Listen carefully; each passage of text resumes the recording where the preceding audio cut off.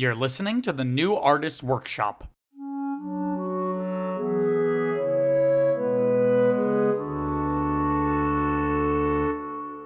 I saved you. Tell me. That's how we're gonna win. Not fighting what we hate. Saving what we love.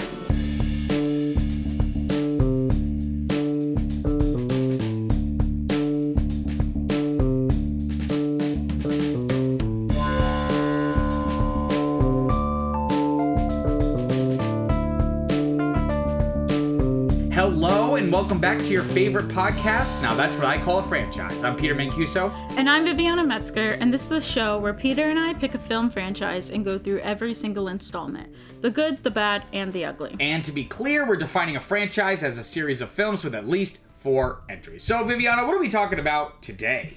Alright, so today we are talking about the 2017 film Star Wars, The Last Jedi. And this is your one... Oh, sorry. I just had soda before. What? And this is your one and only... I was doing like the John Mulaney, like, take a pause, John. Yeah, take a pause, Viviana. And this is your one and only spoiler warning, so if you haven't watched the movie, do that before listening to this episode. And just so everyone knows. in case you don't. Oh, no, you go first. I insist. Well, I was doing a segue. What do you want? I was going to say, what do I want? I was going to say, fuck Disney Plus on Fire TV. Ugh. Because I guess it's more of an indictment on Fire TV, but like the other apps aren't as bad. Like for doing this season, because it's all like almost everything's on Disney Plus. We've been watching it, and like it'll just keep buffering and buffering and buffering. So eventually I got fed up and was like, well, I'll just rent it through like Amazon. And I did that, and then Amazon, the Fire TV couldn't even play the rental. So then I had to pull up Disney Plus on my PS5. Worked perfectly. So from now on, I might just watch everything through the PlayStation, because smart TVs are just bad computers. Like, they're cheaply made. They're designed to just do the bare minimum, whereas like if you have a separate device, like a Roku box or Disney is crap, though.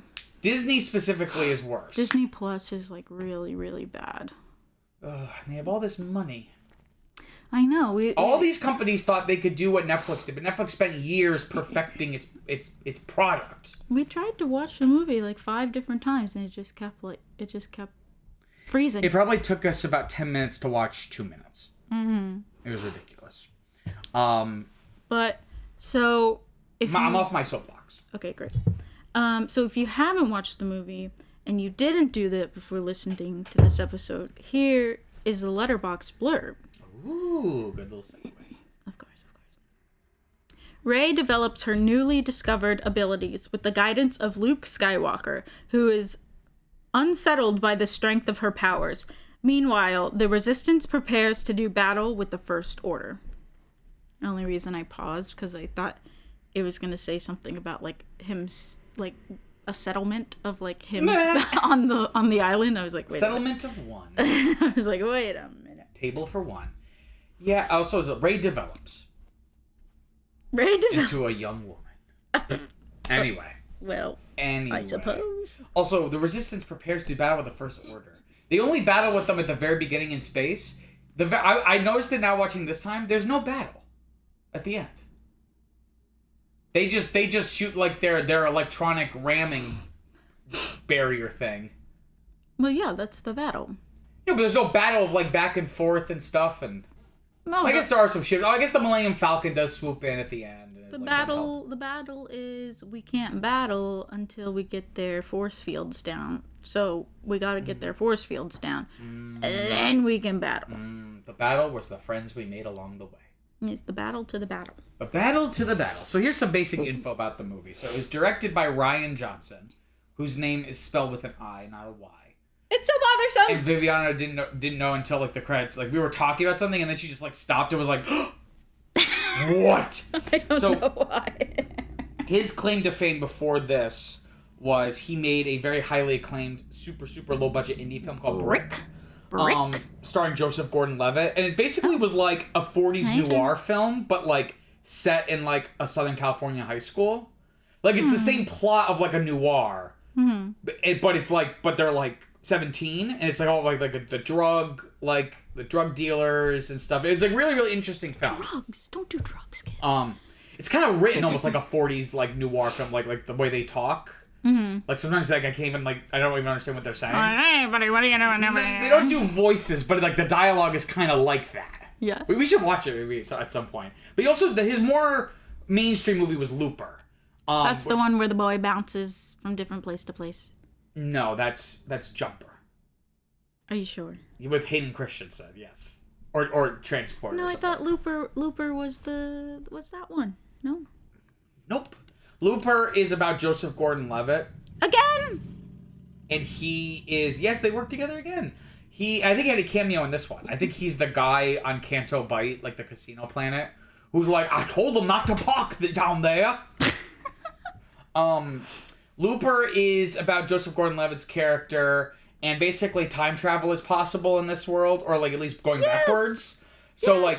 Joseph Gordon-Levitt basically gets paid to show up at a certain place every like Saturday at 2 or whatever, and a new person comes to be killed. Like basically, like he like works for like a criminal organization that will like take care of people they want to take care of, quote unquote, take care of, kill. Yeah, yes. So he kills them. Like they show up, he shoots them immediately, disposes the body. That's it. But then one day, it's him from the future. It's a beautiful lady. Oh, it's him. It's him from the future. That creates a paradox. I know. But anyway, so it was a very interesting movie. So that was his kind of claim to fame before this. That was like 2012 or something. It was what? Okay. I looked it up, and it is different. It's Jumper. But they're both with the jumping, with time and stuff. I think Jumper is just physically. I don't think it's time. It was written also by Rian Johnson. Being in a place that you were not. Yes. 5 seconds ago. Yes, but that's spatially, but not time travel. It was also written by Rian Johnson. Written and directed, as opposed to the last one where it had like 3 different writers, and one of them like was the original, and then they had to like replace them with J.J. Abrams and Lawrence Kasdan. This is a pure Rian Johnson joint, if you will, as Spike Lee would say. It was produced once again by Kathleen Kennedy, along with Ram Bergman, who had produced a lot of Johnson's other work. Distributed again. What? Why would you name your child Ram? Maybe it's Ram. It's like, oh, look, this is my child Leopard. Like, it just seems maybe strange. it's like another culture. Like, they don't have the word ram. Oh. Like, maybe, you know what I mean? I suppose so. Like, if you had a kid in some random country named, like, Fuckballs, but, like, Fook Balls. Like, it would just sound funny to us. That's very unfortunate.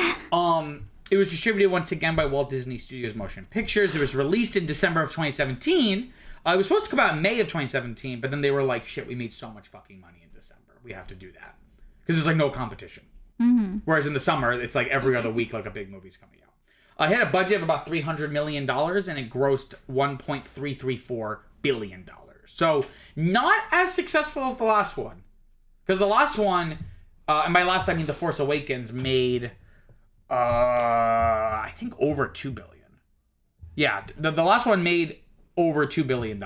So not definitely a downgrade, but still, I mean, like your movie made $1 billion. So you know you're not Good gonna job. be upset. Good job, multinational corporation. So Viviana, You know what makes up a whatever you just said? People. Yeah. That's right. Just like a rebellion is only as good as its people. Exactly. Or its resistance. I'm not sure which one. You know, honestly, I just know, what is it called? The First Order and the Empire, they're the same. And then the Resistance and the Rebels, they're the same. I don't know which one's which at which times. I can't keep up. So, Viviana, what was your previous experience with this movie? I think the first time you watched it was with me. When we were watching them all. And you said because only 8 of them had come out yet. You said this was your favorite. Oh, well, that's strange. And I remember going, really?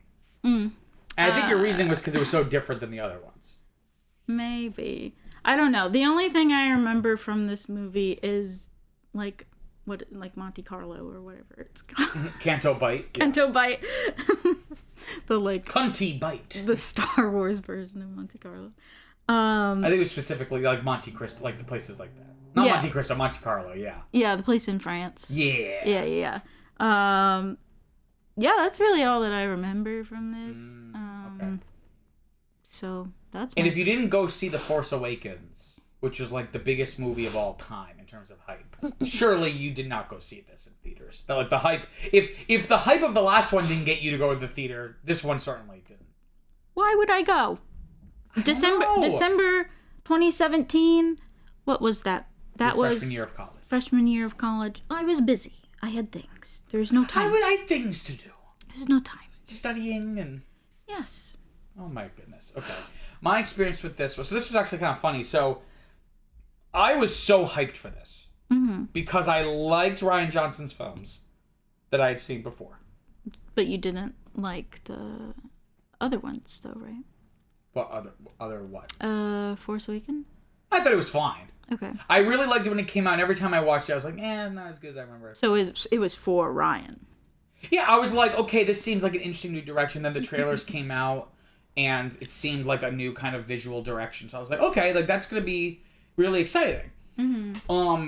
But as you know, like trying to get IMAX screenings to like the biggest movies of the year in New York is like really hard. Mm. Like, it's like the tickets will go online and they'll like sell out in 5 seconds. Yeah. So me and my two friends, Brian and Harvey, were like, we want to go see this opening night, but like we can't find an IMAX ticket. But like, we want to see it in IMAX. Like we don't want to go see it. So I had the idea. We found an IMAX theater that was part of like an aquarium or science museum in Connecticut. In Connecticut? I forget where it is in Connecticut, but it's on the commuter rail. Mm-hmm. So we went on the commuter rail and then like walked 10 minutes from the train to the museum. Because a lot of because IMAX originally was created for like science documentaries and like nature documentaries. So a lot of these museums, like the Boston Museum of Science also has like a semi IMAX thing. But they show movies? No, but I think this was like a special circumstance. Like, so I'm saying a lot of these museums like unknowingly built in a theater that would later become very profitable to have a movie play on. Mm-hmm. So we went to that.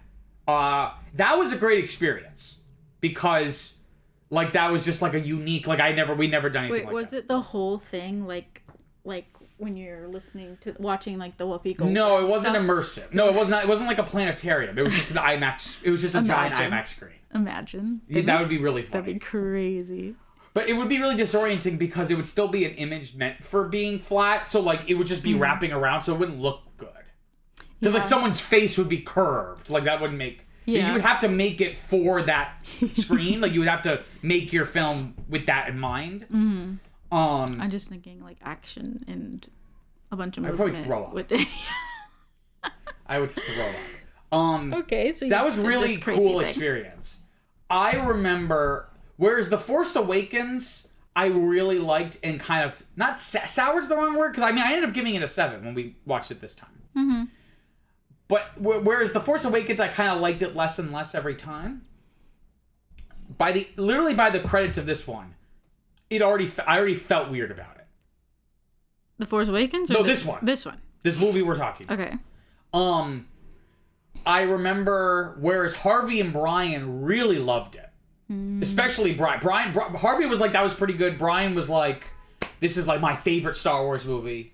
And we went out to pizza wherever this town in I should try to find out where that was. Wherever town we were in Connecticut. We over pizza, we basically like not argued, but like we like basically talked about the entire, like we went through like everything about it and talked about it. And I remember being like, I must be an outlier. Mm-hmm. I must be the odd man out because, I mean, if the sample size, they both really enjoyed it. Mm-hmm. And I thought it was fine, but it annoyed me in ways I couldn't articulate. It annoyed me in ways that I could at the time. Mm-hmm. Other things I couldn't articulate then, but I've had time to like think about and, right? Mm-hmm. Little did I know that this was going to become the most polarizing Star Wars movie, if not one of the most polarizing movies of all time. Oh, really? Okay. The online discourse about this movie is unlike, I think, anything that had come before, and I don't know if we'll ever see anything like it again. What was going on?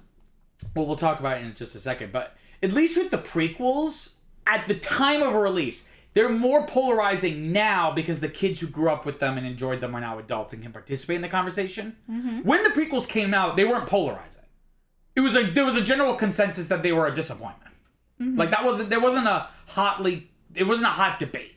Okay. This movie, some people thought it was one of the greatest movies ever made. What? And other people thought it literally ruined Star Wars. What?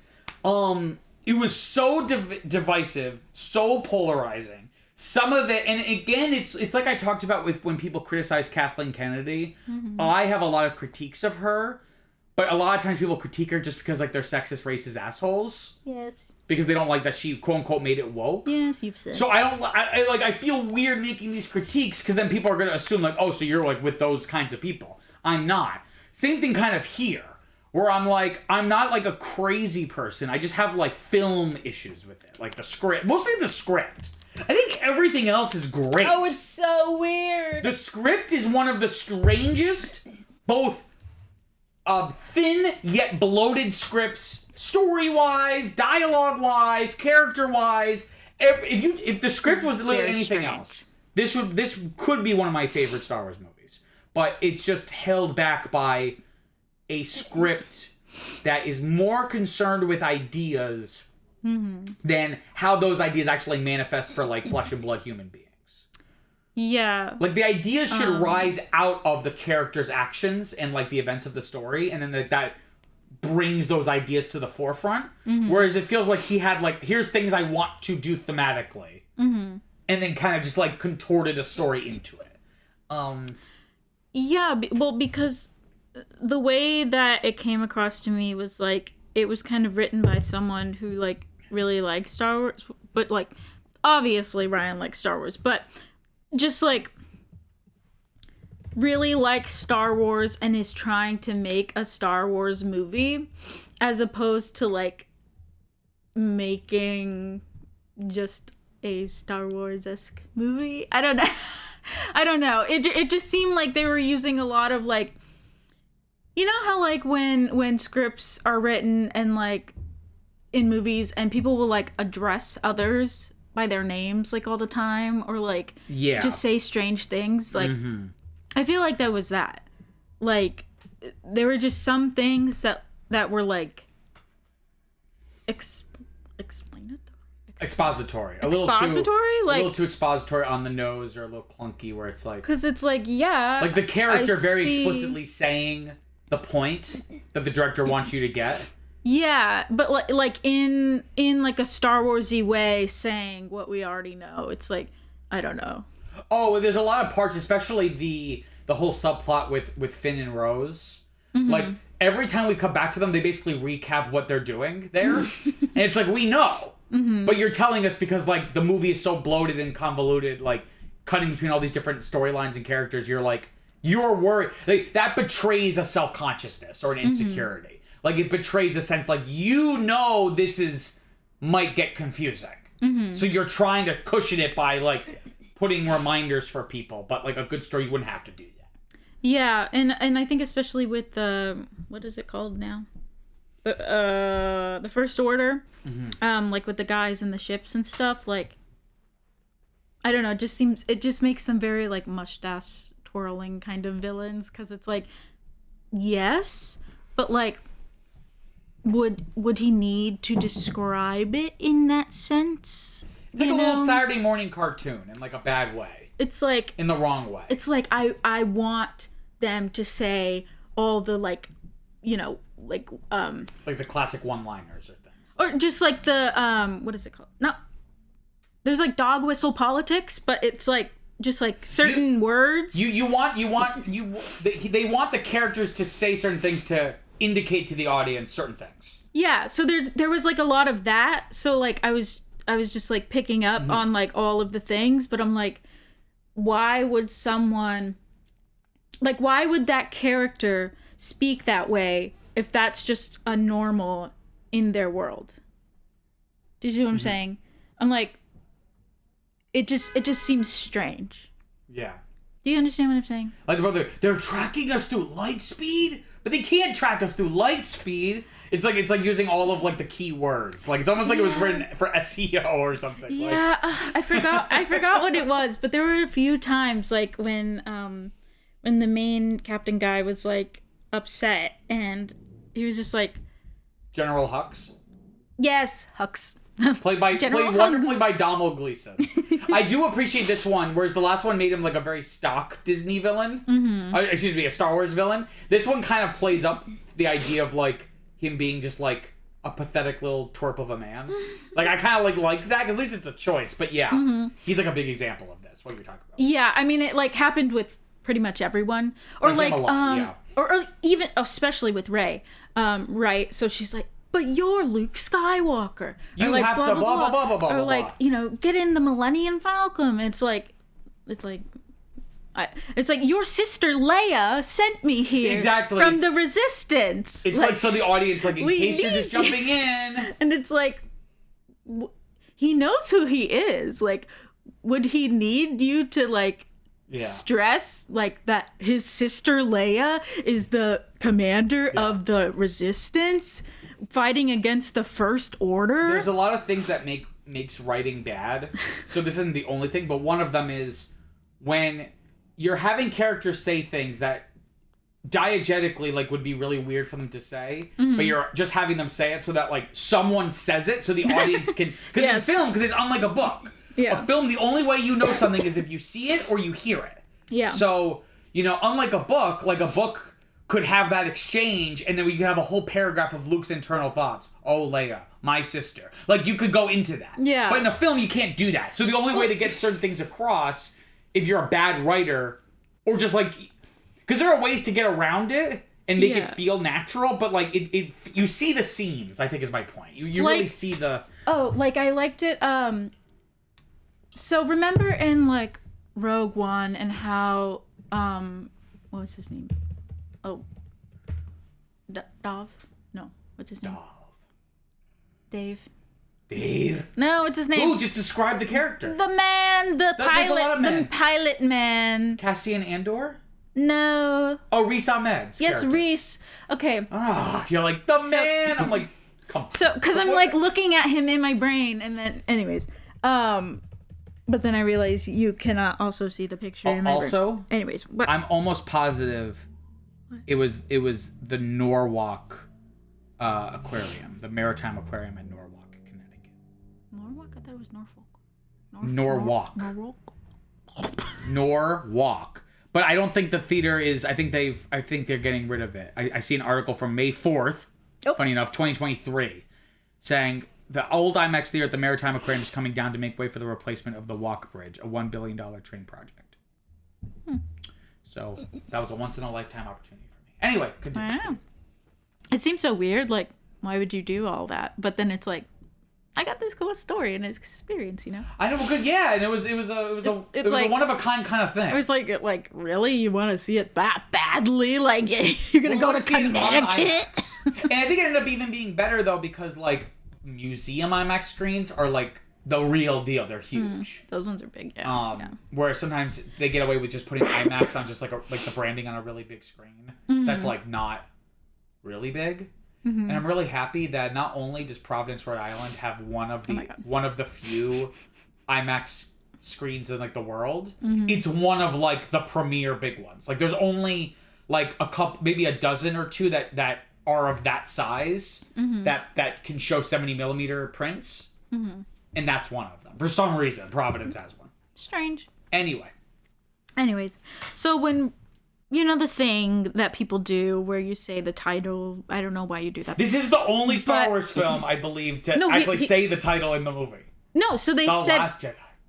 No, so in Rogue One, he said it, but it was like very like strange the way he said it. But then in this one, it was like so natural because like Luke was like, no, like... Everything, I forgot what he said, but he's like, no, everything needs to be destroyed. Like, I need to be the last Jedi. And I was like, oh, wow, you snuck it in. And then at the end, he goes, I will not be the last Jedi. And so I thought that was good. But, like, they used the they used the things in the wrong way, right? So, like, Rey doesn't need to be saying all this, like, Star Wars-y stuff to Luke, but... He's the most Star Wars-y guy ever. Of course. So, but, you know, you could do it a little more, like, with the mysterious booty hole, like... the scary hole cave like, in the... Like, what the hell is that about, you know? Like, you could... I wouldn't mind some explanations for what's going on here, like, you know? So I feel like the things that, like, they could have used it for, they didn't. And then for the things that they didn't need to, they did. Right? Or, like, even with, like, Rey and Kylo and, like, trying to figure that... Well, I guess we figured it out. Snoke did it, but... Mm-hmm. Which is also kind of strange. But, like, how did... It seems like a Palpatine type of thing at that point. Where it's like, I've thought of every possible scenario and planned contingencies for them all. Like, I've had this plan for over 10 years. Yeah. Yeah, so just being able to do that and then also, like, not see that, like, he was about to get stabbed. Like, I don't know, just things seem strange. But who am I? Who are you? Do you want to hear some background? Yes. Okay, so in terms of the development of this. So as we know, in October 2012, Star Wars creator George Lucas sold his production company Lucasfilm to the Walt Disney Company. Disney announced a new trilogy of Star Wars films. J.J. Abrams was named director of the first episode in the trilogy, The Force Awakens, in January 2013. In June of 2014, director Rian Johnson was reported to be in talks to write and direct its sequel, Episode 8, and to write a treatment for the third film, Episode 9, with Ram Bergman, or Rom, we don't know, Ron Bergman producing both films. Johnson confirmed in August that he would direct Episode 8. And I remember reading that, oh, okay, the guy who's directing the second one, or Episode 8, I should say, is writing both 8 and 9. Mm-hmm. I remember reading and going, oh, that's kind of cool. That gives me confidence that, like, there's going to be, like, this overarching, like, vision for this. And boy, was I wrong. In December, Lucasfilm president Kathleen Kennedy said that the film had not been mapped down, that Abrams was collaborating with Johnson, who would in turn work with then Episode 9 director, we'll talk about why it's a then, Episode 9 director Colin Trevorrow, to ensure a smooth transition. In terms of writing the film, Johnson felt it was difficult to work on the film while The Force Awakens was being finished. Which is, you know, because it's like, your film, because of, like, the production schedules, you can't... Like, for context, the other two trilogies, there was 3 years in between films. Mm-hmm. This one, it's, like, only 2 years. So it's, like, he can't know for sure what's in The Force Awakens until, like, they finish The Force Awakens. Yeah. You know what I mean? So, like, it kind of puts a limit on how much you can do. Yeah. Well, because if it was, like, mapped out, right, like with Lord of the Rings, then... I mean, they literally filmed all 3 of them at the same time. Basically, yeah. I think they filmed the very first scene they filmed in that was the scene when he wakes up in the bed at the very end of the third one. So the very first scene was like the big conclusion. Yeah. Which is kind of funny. Yeah. So they were like, we hadn't even like bonded yet as a cast yet. Like we had to like act all like so happy to see each other, and we're all. Yeah. I don't think any of the. That's not true. I was gonna say none of the main characters die. I think except for Sean Bean's character. Oh, Sean Bean. Sorry, spoilers for a book that came out in the 50s. So one of the things about the writing, and I don't want to talk about this right now. Let's put a pin in this, but just one of the big things about the writing, of course, is Rey learns that her parents were nobodies because it would be, quote, the hardest thing, quote unquote, she and the audience could hear. Johnson likened the scene to Luke Skywalker learning that Darth Vader is his father in The Empire Strikes Back from 1980. I have lots of thoughts about that specific. Don't get me started. I already put the pin in. Don't make me rip the pin out. All right. And famously, during production, Hamill expressed disagreement with the direction of his character Luke, feeling his disillusioned state was at odds with his character. And that became a point of contention. Remember I talked about all, like, the reactionary, like, Star Wars YouTubers? Mm-hmm. That happened, that grew during The Force Awakens, but this movie is where these people turned it into a career. That, like, 5 years later, or 7, how long? It's been, like, 7 years. People are still making videos about how, like, the sequel trilogy sucks, Disney Star Wars sucks, and it all started here, and Rian Johnson should fucking die, and all this stuff, and it's woke, and all. Like, this movie... So one of the things that people will take, and I don't know how much truth there is to this, Mark Hamill, before the movie came out, would do interviews and would talk about how he they layered in damage control. Yeah, it seemed like he was like, at first I didn't like it, but then I saw what Ryan was trying to do with it. But people who really hated this film latched onto that, going like, even Mark Hamill thought the script was bad. Yeah, wait, can you even do that? Remember, like, with Shia LaBeouf, like, it did not go well. Yes, but you know what? Because you know what the difference is? But he's Mark Hamill. He's Mark Hamill. If you want Luke Skywalker in a movie, it kind of doesn't matter. Like, you know what I mean? Remember the guy made $1 gajillion for being, like, in the last one for, like, 5 seconds. Yeah. You know what I mean? Like, you need him. And he knows that. And then, more power to him. But that was something that, even if what he really meant was, at first I didn't like it, but then I understood what Ryan's vision ultimately was, even if that ended up what the official word was on that, people latched onto it as like, oh, like he was speaking the truth, and the Disney like was doing damage control, being like, you have to say it was just at first. You have to say it was just at first. Because it does seem like this whole thing does seem very out of character. But then what I think to kind of like smooth it over is like he's finally learned, like, if that makes sense, right? So like when Yoda is like, oh, stay here to finish your training, you know, but he's like very like impulsive, and so he's like, oh, I gotta do this, I gotta do that, and now he's like the opposite problem where he's like passive, like he like doesn't, because and why don't we transition now, because that's the end of my background info, so why don't we transition to what we think. It seems very strange, but then I'm like, well, maybe after all this time and with Kylo, like maybe he's just like learned to be like calmer. But yeah, I don't know. I have a lot of issues with this movie, but one of the biggest issues a lot of people had is what you're talking about, where like it feels like Luke's out of character. Surprisingly, that does not bother me.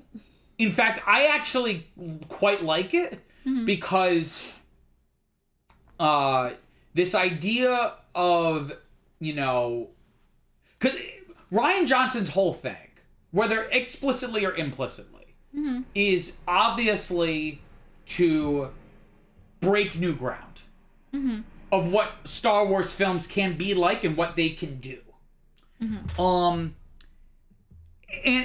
the issue is that ambition or desire becomes almost all-consuming, so that so many things zig when you think they would zag, but it's not always necessarily a good narrative choice or artistic choice. It's more just because it's not what you expected, therefore it's good. Like, the value of a story is to surprise you. Yeah, on it feels purpose. like, and there are things on a macro level, and it's not always a bad thing. But my issue with it is that it becomes just so all-consuming. One of the ways I think it works well is this subversion of both our expectations of what Luke is going to be like, and the characters in the story. He's this hero. He's this legend. So when Rey goes to see him, well, I guess it makes sense if he ran away to a remote island. You know what I mean? It like, I like because again it subverts and upends both our expectations but also the characters, and that's what, when it's just our expectations and feels dissonant with where the story should go, that's when it's an issue. And we'll talk about examples here in a bit. But I like this idea because it's like he is the heir of the Jedi legacy. He defeated the Emperor and he turned his father, right? So he starts this new Jedi Order. So Luke's passivity comes down to basically like cultivating the Force in people leads to chaos and ruin. Like codifying rules and like organizations, or like he's very much like I'm an against organized religion kind of thing. Is like where he's at, where he's like like it is cultivating people's innate ability to channel the Force. Like, if you do that, there's always gonna be a chance that they will then use that for evil. Whereas if you just let everyone just be, and some people just have like the ability to channel the Force, but like they haven't like learned how to use it, no one will ever become like a Darth Vader again.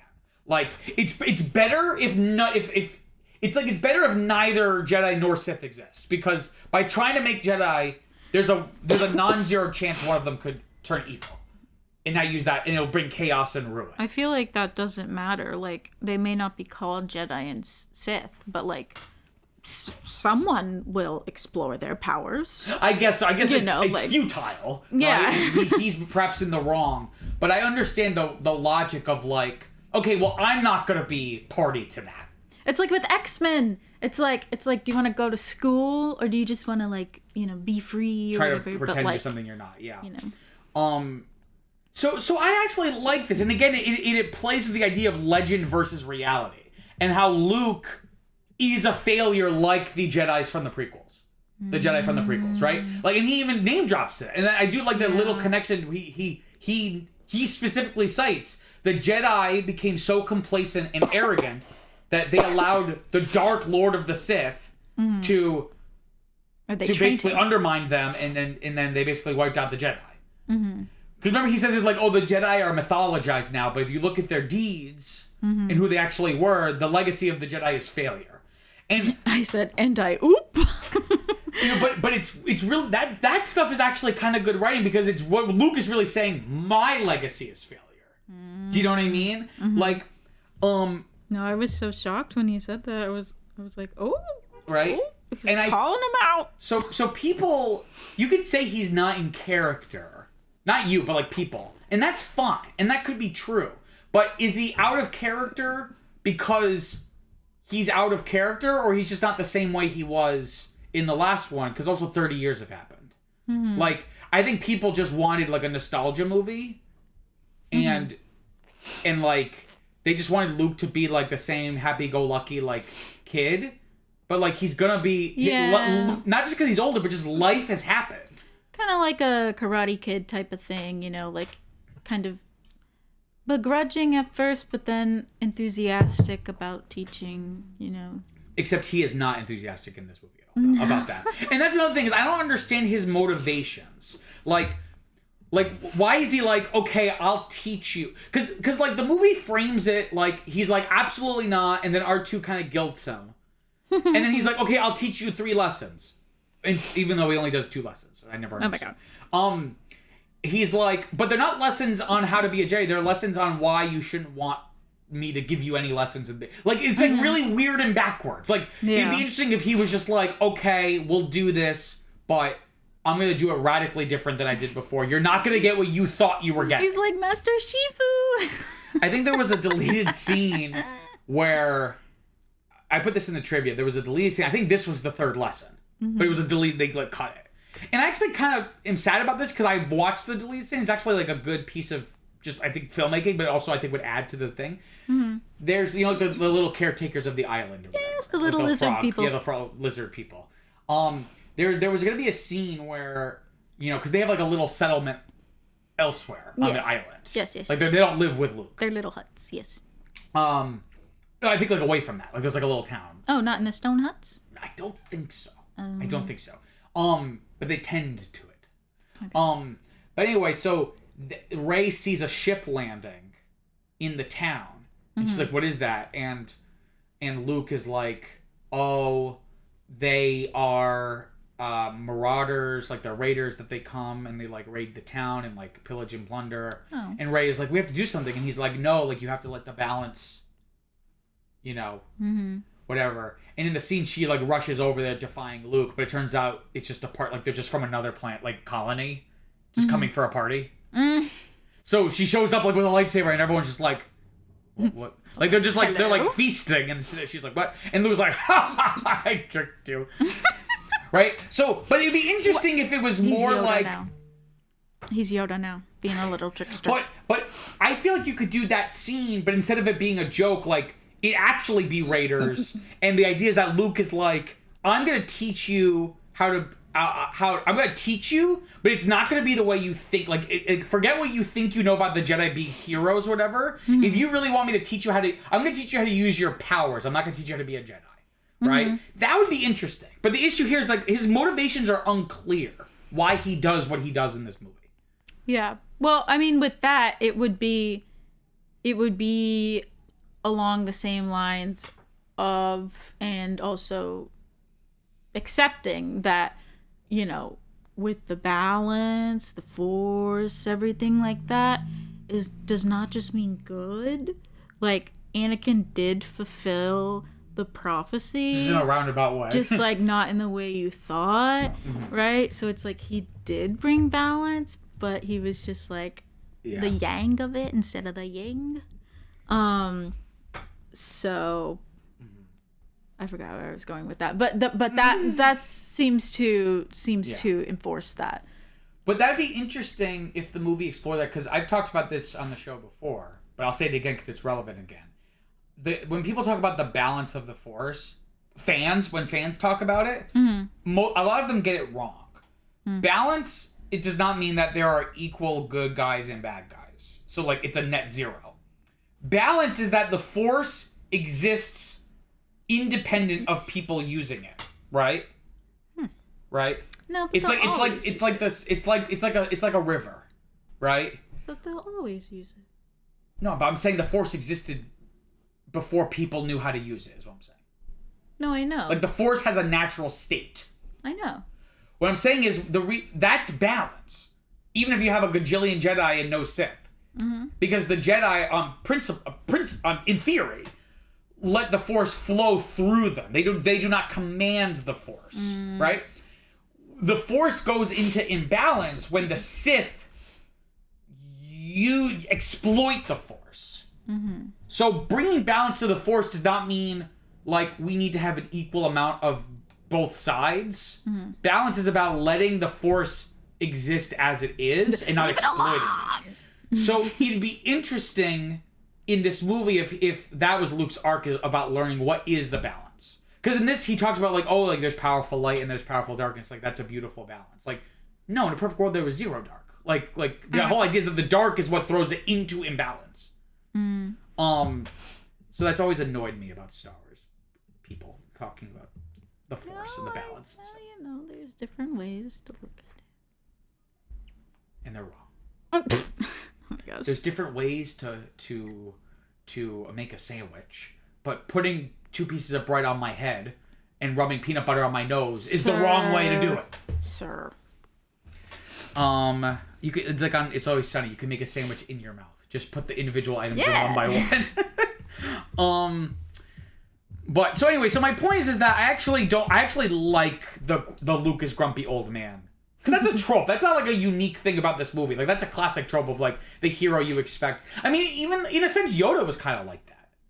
Not just being grumpy, but a subversion of what you thought he was going to be. Because he said, you thought, oh my god, he taught Obi-Wan? He must be, like, super powerful. Yeah. And he's just, like, this little funny little green Muppet guy, right? Yes. Though in the originals, he's almost more like blue or aquamarine. But it might just be the lighting. He's still weird. He's weird nonetheless, regardless of his complexion, of his skin tone. He was, like, rummaging through his stuff. Yes, and that was all an act. He was just being goofy. Because he just wanted to see how far he could go before Luke was just like, God damn it! We're wasting our time. Where's this Yoda fella? He's like, I cannot teach you. And he gets really serious all of a sudden, like, kind of scary. He's like, Luke's like, I'm not afraid, and then he's like, you will be. Oh. Also, completely unrelated to what we're talking about. But we were watching the 12-hour Phantom Menace video by Bread Circus on YouTube, where he goes into, like, every single thing about the Phantom Menace. He brought up a good point I never thought of. In that movie, he has the whole thing, fear leads to anger, anger leads to hate. But in episode 5, Luke's like, I'm not afraid. He's like, oh, you will be. So is fear a good thing? Because Yoda's whole critique of Luke is like, oh, you're not afraid. Like, you're too sure of yourself. But then he's beefing with his dad a generation earlier, being like, you're too afraid to be a Jedi. He's like, well, which is it? No, I think because, like, he's not, like, confident in... what was it? What did you say? Like, he's not... It doesn't really matter. Let's not stick on it too long. Okay. What I was gonna say is, like... Well, you were gonna say it! I forgot... fuck! What were you talking... saying how Luke's in episode 5. Afraid. Okay. Afraid. Like, not that he's not afraid or needs to be afraid, but like, don't be like so confident in like what you think, because like the Force is the Force, and like, you know, you cannot necessarily control the Force in every single way, right? It's like there is supposed to be some, you know, unsureness, Uncertainty. Unsureness. Uncertainty, you know. I don't know where my brain is. You're just too wise. Like you're so wise, like it literally is beyond human. Like you're wiser than your brain could even comprehend. So like you don't even know how to articulate, because you're tapping into a wisdom and knowledge. It's like unspeakably. It's like, how can I dumb it down for the humans? It's Sure, yeah. It's like, no, I'm just kidding. oh my goodness. Bring it into human language. Yeah, I don't know. Things are strange. But, how do you feel? you were talking about how, like, they didn't do 3 lessons, but I think the point is they didn't do 3 lessons because it would be too dangerous. I think they didn't do 3 lessons because that's another subversion. It's like, you thought there were going to be 3 lessons? It's like, yes, you told me there was going to be 3 lessons. And Rian Johnson's like, no, there's only going to be 2. Well, it's like every part of this movie is like, you thought. Huh. Well, okay. That's funny. That's rich. I'm gonna try to take out your pin. So, ooh. So one of those things is Rey's parents, right? Okay. But I thought they were nobody's before. I didn't think they were anyone special. So I thought they were kidnapped. Okay. They were just like regular folk who've been kidnapped. Like, yeah. What? Did they think she was like from a royal family? Like, what the hell? Have you ever heard the expression, the gloves are coming off? Well, listeners, you can't see it, but I have giant boxing gloves on. And the gloves are coming off. Oh my gosh. So this is arguably my biggest gripe with this movie. It's so funny when he says it, because I'm like, okay, yeah, and he's like, say it, and she's like, and I'm like, vampire. I'm like, didn't you know? Well, you know what? So this is that's really insightful. And there's a gajillion podcasts about The Last Jedi, but I think this is where we are different. Is because this is like, even though you had seen this before, you didn't watch it when it came out, and you don't really remember it. You are watching it divorced from the context of December 2015, when Force Awakens came out, and then over those 2 years until this one came out. Mm-hmm. And I think the reason why it seems weird to you is because you're not part of this like 2-year-long discourse about who's Rey. All these theories, people trying to figure out like who's Rey, like who are her parents, who's her family, blah blah blah blah blah. I thought that was the whole point. They don't know who she is because she's nobody. That's like the textual, but like we talked about this when we did The Force Awakens. Here's my issue. So as we said earlier, Rian Johnson said about deciding to make Rey's parents like nobody important. Mm-hmm. Or that we know. Everyone's important. Everybody's important, of course. But his reasoning was, you know, in The Empire Strikes Back, Luke finding out that Darth Vader's his father is like the worst thing. Yeah. Is like the worst thing he could have heard at that moment. Yeah. And Rian Johnson's argument is Rey finding out that her parents were nobody would be the worst thing that she could hear.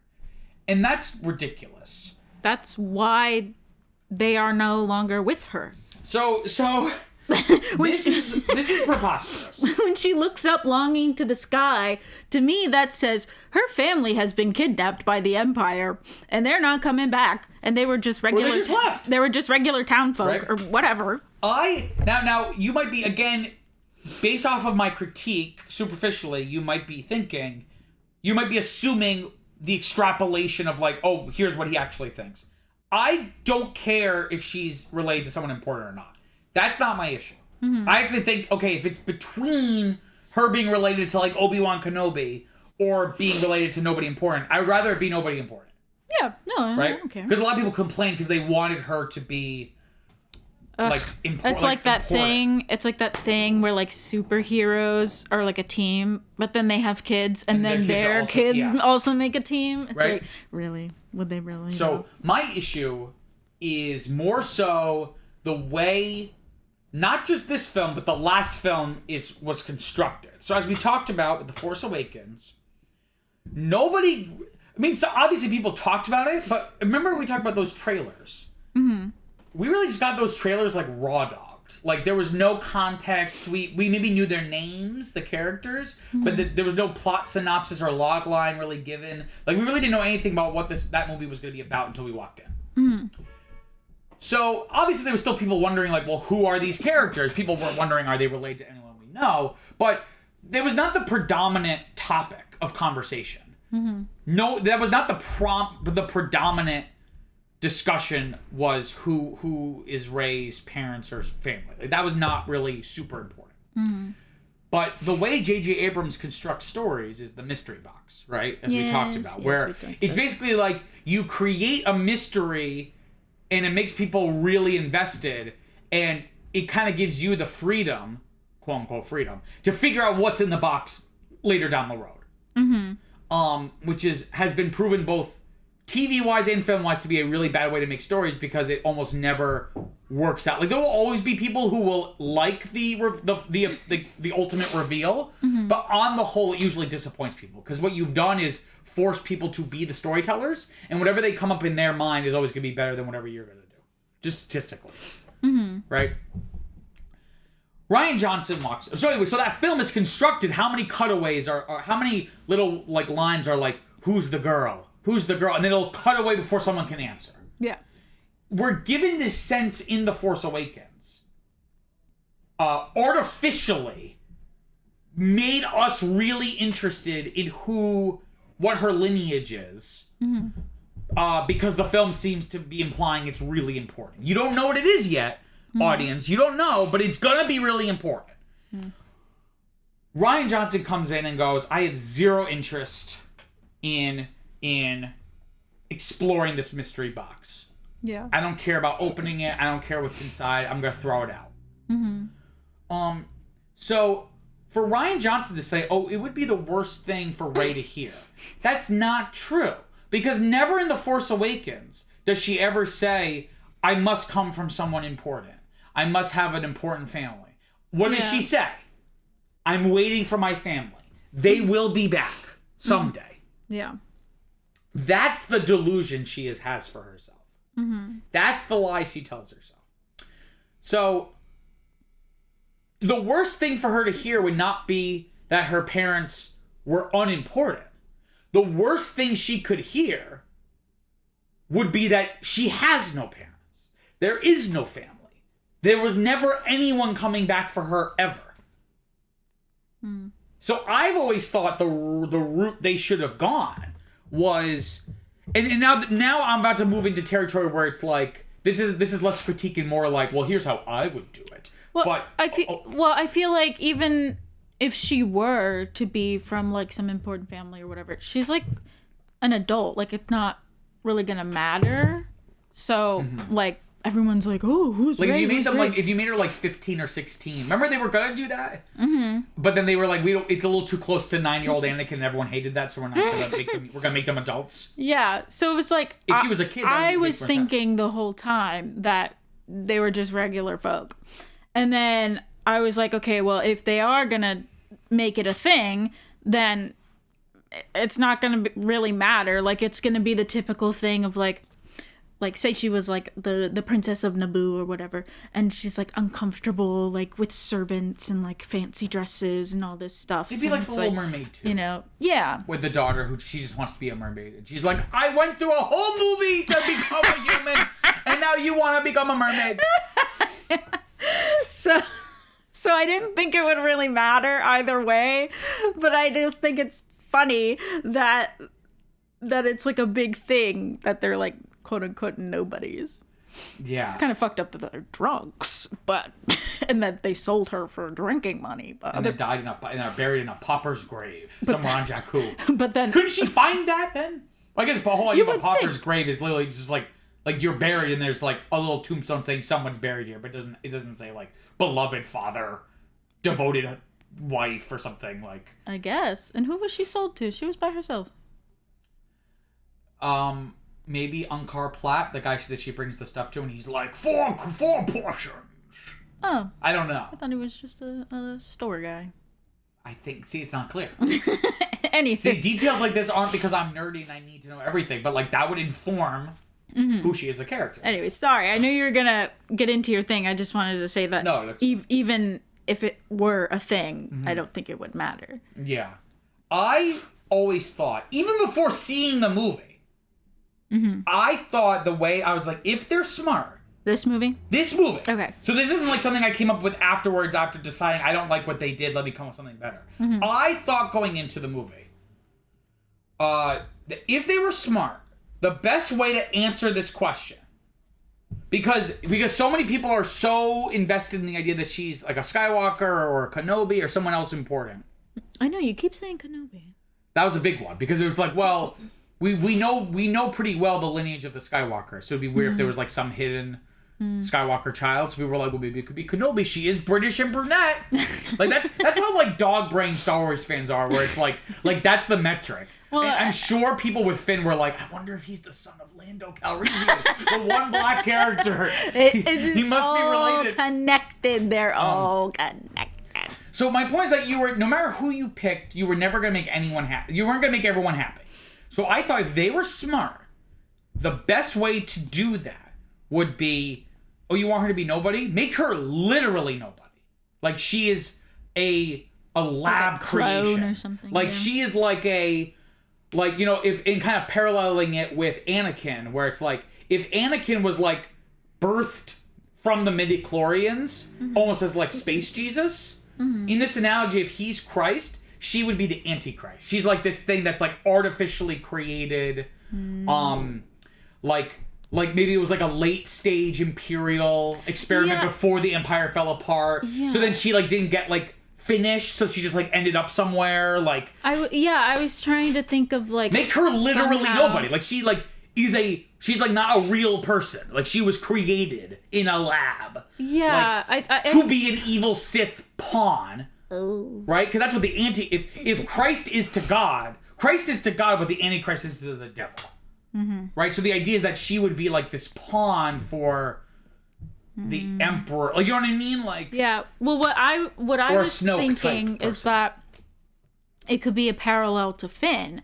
So it's like he was raised to be like a mindless like army guy, right? So like he is like on his journey to becoming his own person and like, you know, not doing that, living however. Living freely as an openly gay man. Is he gay? No, I'm just... a lot of people did ship Finn and Pope. I'm just saying that you're like living his own life. Yeah. Living openly. I mean, just like becoming from like a mindless like robot to becoming being a person. Whereas like Rey is like a person, but then if, you know, you're doing what you were talking about, then she's like, oh, I was meant to be like one of the Boba Fett clones or whatever, like, you know, like not even one of those clones, but just like like a clone just or some like kind of something. Thing. And it really would then tap into the idea of like that would be an interesting subversion, because if Star Wars has been about you know, like fulfilling like the like basically like how is Luke gonna go down the same path, like there's like this there's this tension between potentially repeating the mistakes of your ancestors, the wrong word, but like, you know, like your in the Luke's case, like your father, right? This whole thing is so silly because it's like, it's usually you're like, oh, like mother like daughter, like father like son, but it's like grandpa like grandson. Yeah, as we learn the right. I don't want to talk about that too much. I want to just take this movie for what it is, but I'm sorry. we later see in episode funny. 9 they reverse it, where he's like, Kylo Ren's like, I was just saying that to manipulate you. Your parents weren't nobodies. You're Palpatine's granddaughter. It's like, it's really... And I quite like that movie from what I remember. No, I mean like him trying to be like Vader. Oh, I thought you were talking about Rey and Well, that comes Palpatine. later, but I mean, yes. it's like he's like, you know, he's like, That's you're right. fulfilling, like Snoke's like, you're supposed to fulfill the destiny of your grandfather. It's weird because the phrasing you would use in a movie is like, you're fulfilling your father's. Yeah. It's like you have to say like be like your second uncle twice removed. It's like it's fine. It's just like it's like what?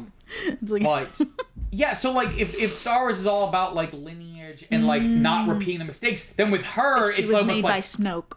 If she was made by Snoke. yeah, As like a little pawn. The what? The little, but that would be interesting, right? Yeah. But so this would be about like instead of like, are you gonna repeat the mistakes of your father? Are you going to fulfill what you like? Are you gonna do what you were made for, or are you gonna become your own person? Right? That'd be a really interesting thing. Because then that would make sense and add to the I've been connecting y'all like telepathically. Yeah. How has he been doing that? Oh, because I made her. Yeah. So, you know. I'm gonna do some spoilers for something that we did not give a spoiler warning for before. I'm gonna spoil Knights of the Old Republic, the video game, the Star Wars: The Knights of the Old Republic. Okay. So if you haven't played that game, go do that before listening to this next part of this episode. So he didn't give me that heads up. well, That's spoiler alert. You don't care. I'm not gonna play it. Yeah, you're not gonna play. Well, you might watch me play it, but it's about the spoilers we make along the way. So the premise of that game, so it's an RPG, right? So it's very much based off like character creation and like there's alternate endings. Like most of the gameplay is dialogue trees. So it's like you choosing what to say in certain situations that you go down different branching paths. It's not like infinite different paths. Like there's like maybe 2 different endings, but like basically the premise is it takes place like thousands of years before the movies. So it's like not related at all. But the Republic still exists. The Sith still exists. The original movies? Well, all of them, because I mean the prequels only take place like a couple decades before. Okay. So when we're talking about thousands of years, it's inconsequential. Okay. Yes. I think it's something like 4,000 years before the Battle of Yavin or something. I think it's like 4,000 BBY. Battle of Yavin is the battle from the first movie. BBY. Remember I told you that's like the Star Wars, not in universe, but that's how fans like on Wikipedia, like it'll say like what year something happened. It'll be based off, it'll be like BC or AD, but it'll be BBY or ABY. It's like Christ. That's exactly right. The premise of that is you're this character. He's just like, I think like a soldier or whatever. But he kind of gets wrapped up with the Jedi. He's force sensitive. There's this evil Sith guy named Darth Malak. Another Darth. There's a bunch of Darths still. The Sith are still around. The Republic's still around at this point. It's just like way before these movies, right? And Darth Malak had a partner, Darth Revan, who your Jedi friend Bastila, this lady, is very hot, defeated. But we're not told like what happened to him, right? So you eventually like go talk to the Jedi with her, and they're like, "Oh, you're force sensitive. Like, let's train you, or whatever." And you're Jedi doing stuff. And then halfway through the game, maybe more like 2/3, you find out you are Darth Revan. What? That Bastila defeated you, so that the Jedi used their powers to erase your memory. What? So, but here's the thing. So here's the thing.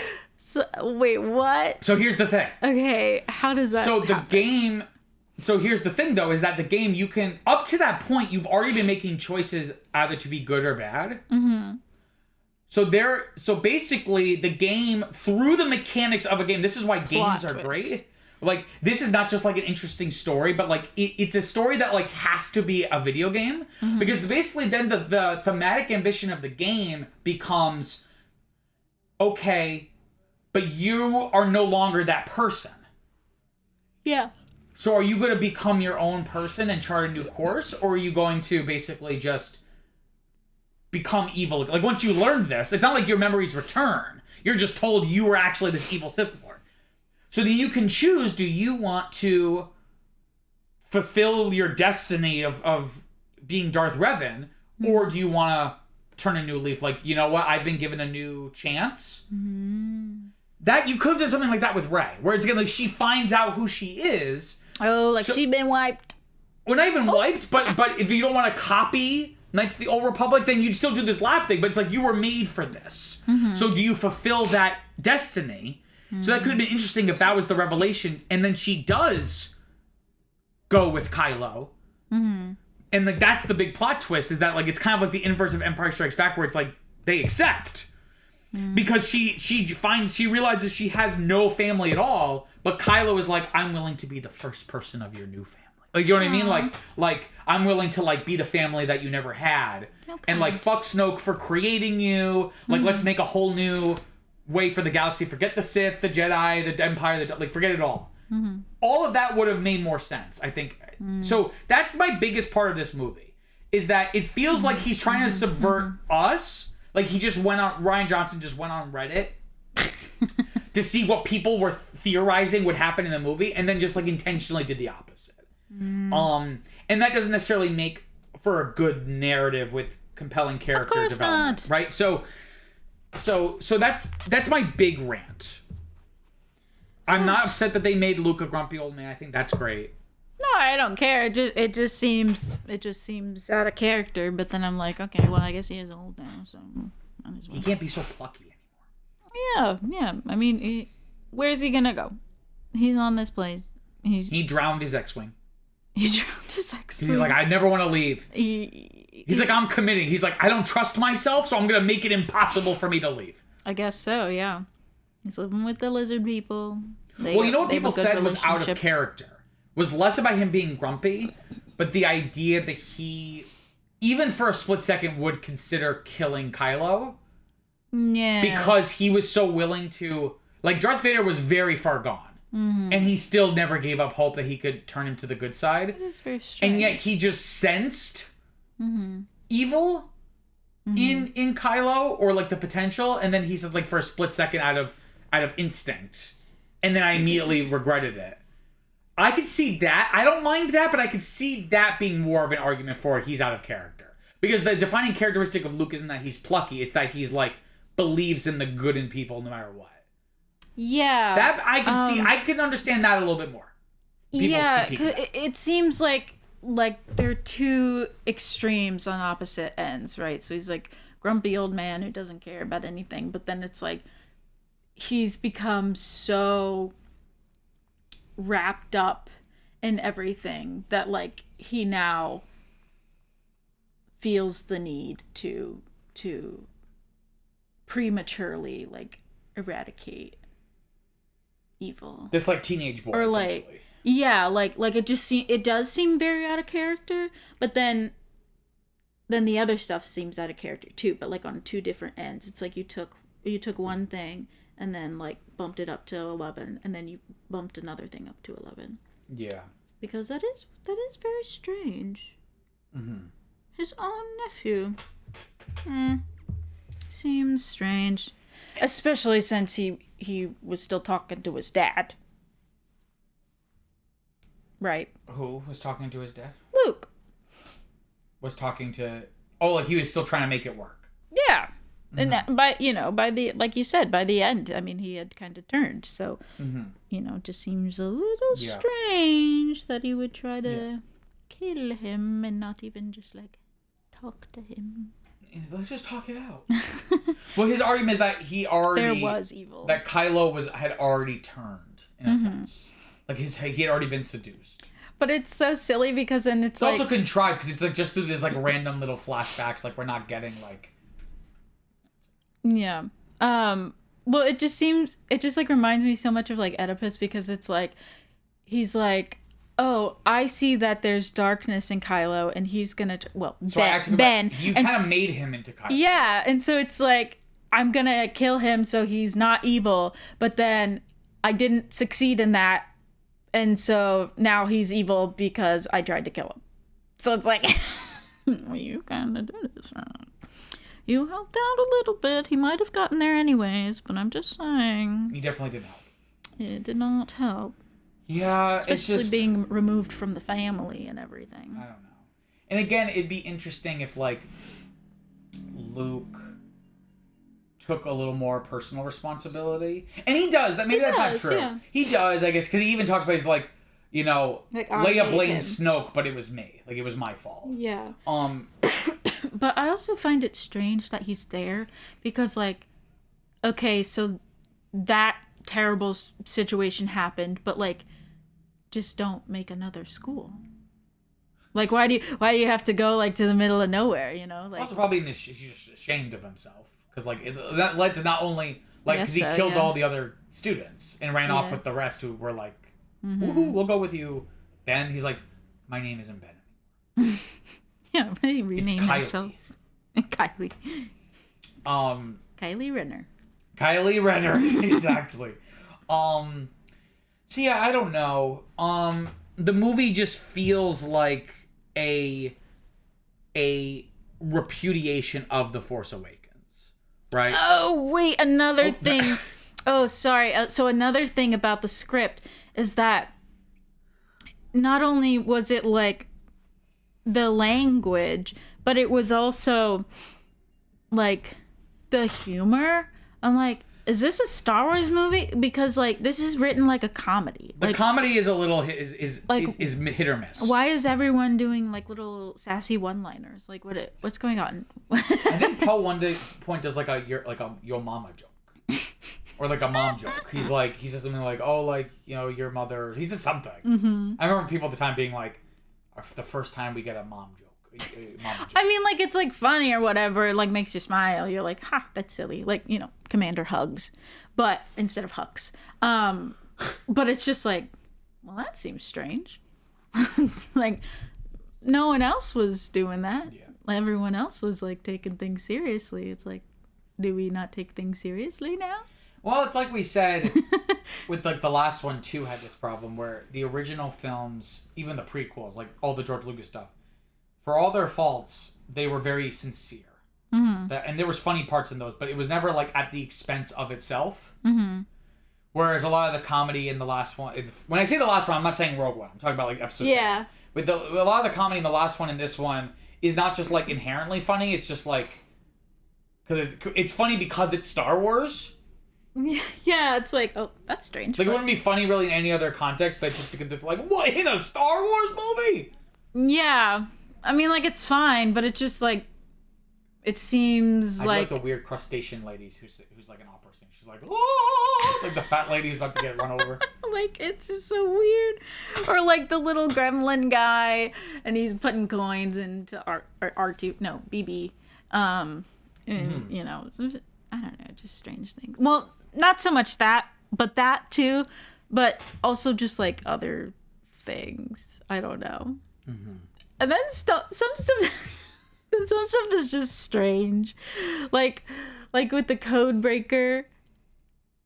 Like, it's like this whole what Maz why was... can't they just say so she was sexually involved with Justin Theroux, who plays the code breaker, as a cameo? Why did they FaceTime Maz? And then why was she like in mid battle? And then why does she have the hots for this code breaker? So, and then they call her because they originally want her to be the one to help them. Oh, does she do that? I thought she ran a bar. She's a jack of all. She's a Jill of all trades. A Jill. But she's involved in some union dispute. I'm like, I hope she's not a union buster. She's not like helping break up the union dispute.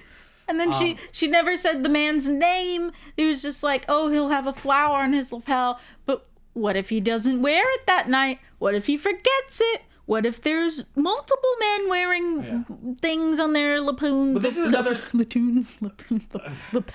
I think it's a plume. A plume on the lapel. On the lapel. But that's another example of like this almost pathological need to subvert expectations. It's like, so they're gonna go find the code breaker, but they're not gonna get his help. Instead, they get locked up in prison, and they just so happen to find a guy who says he could help them.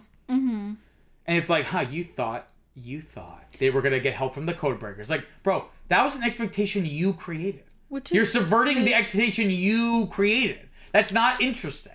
I had no idea. I wasn't like this before going into. I wasn't like they're gonna go work with a code breaker. like that's an expectation you created. Which I feel. So you're not subverting anything. You're just writing a messy story.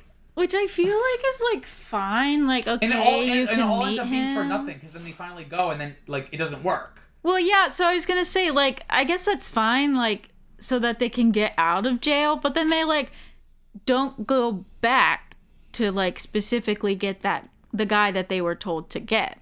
right? They're just like trusting this guy or whatever. But then also, like, I'm always so confused about when he like turns on them, because I'm like, oh, he's just doing it, but like he's actually like gonna help them or something. The idea is that he's just like amoral. But then he just talks doesn't. about where he's like, it's just the cost of doing business. Like, it doesn't really matter. Like, I don't care who wins this war. No, I know, but it just seemed like after pointing that out to, what was it, Finn? Like the, you know, sold guns to good guys, bad guys, whatever. Like, that he would do that, but then would also have some character development and like change.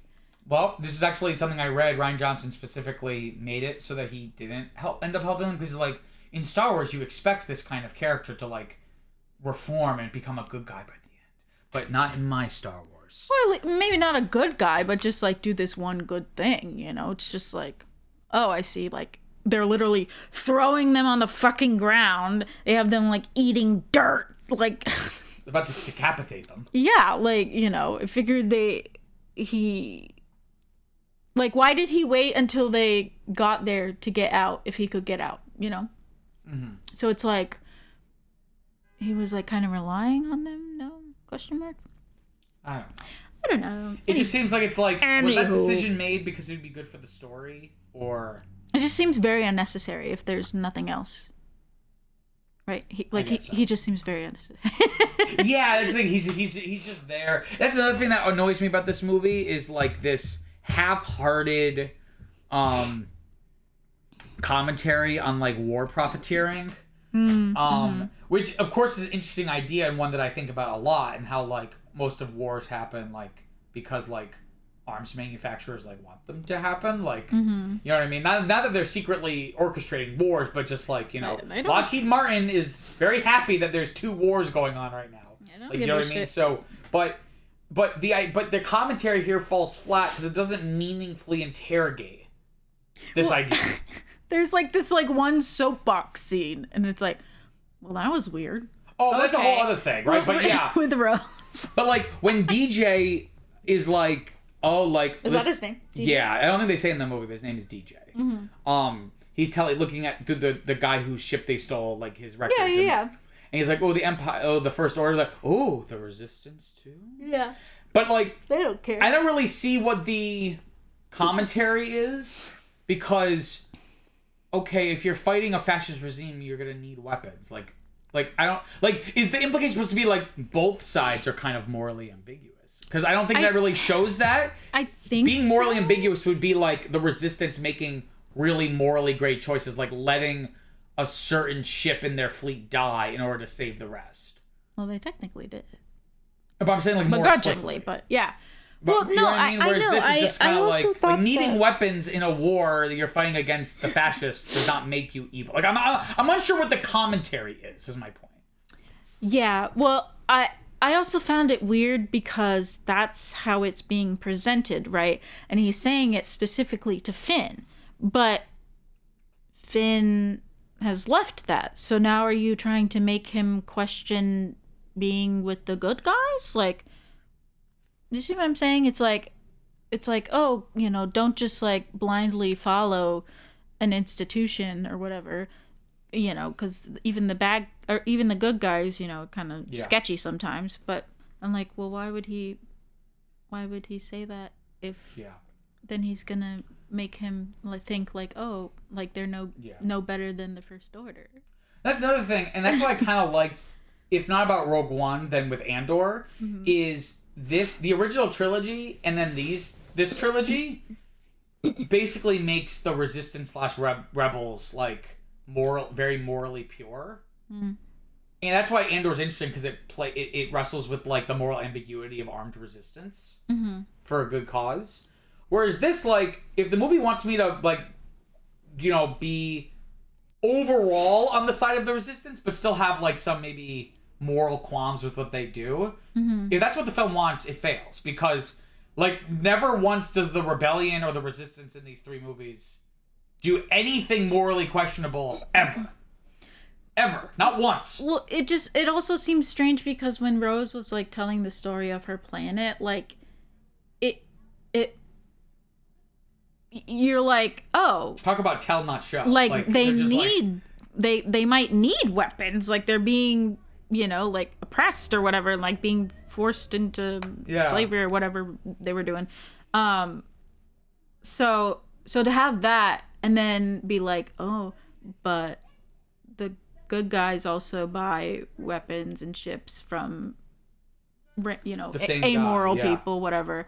And it's like, what are you trying to tell me? Like, I don't understand what exactly. I don't know, like, what. Where do you lie? Like, what you're there for? What exactly do you want me to? Like, I already know arms dealers sell to both sides. Like, I already know that. Yeah. In the real world, like what? Like, so what is your? I mean, that's the point. They don't care. That's how they make money. Yeah. Is so I guess maybe it's supposed to play in this larger idea of like, because I think I read like DJ is meant to almost be like what Finn could have been. Like in the first one, remember, like he like wants to just run away with Rey, and he's just like, let's just like forget all of this, like let's just go, like let's not get involved. Okay. That's something. Excuse me.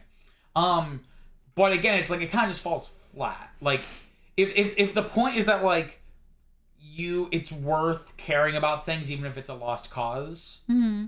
Like, that's an interesting idea, but I'm not sure. Again, it's just a lot of ideas and not a lot of movie.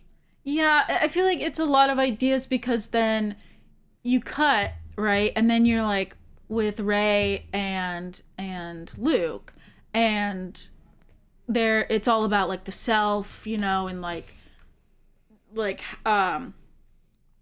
controlling yourself, like getting in touch with the Force and everything. And then like you cut, and then there's like this like soapbox speech about like socioeconomics and like politics and stuff. And you're like, okay. Which love the ideas, but it's so on the nose, like. But it's like. We talk about expository, like it's just. So very, it's like I'm supposed to be in control of myself while also knowing that this stuff happens. It's like how does it intertwine? Or like they seem like two very different stories just happening at the same time. But that's the thing, is that the movie it's like 3 different plot lines. 4 if you count the cutaways to the bad guys, like to the First Order. Sometimes they'll like cut to the other one, right? I'm talking like Finn and then like Rey, and I'm like, oh yeah, that's happening. I'm like, oh, I kind of forgot about this guy. It's like, I think it wants to be like The Empire Strikes Back, but like that only had 2 through lines. Mm-hmm. This is 3, and this is also the longest Star Wars movie.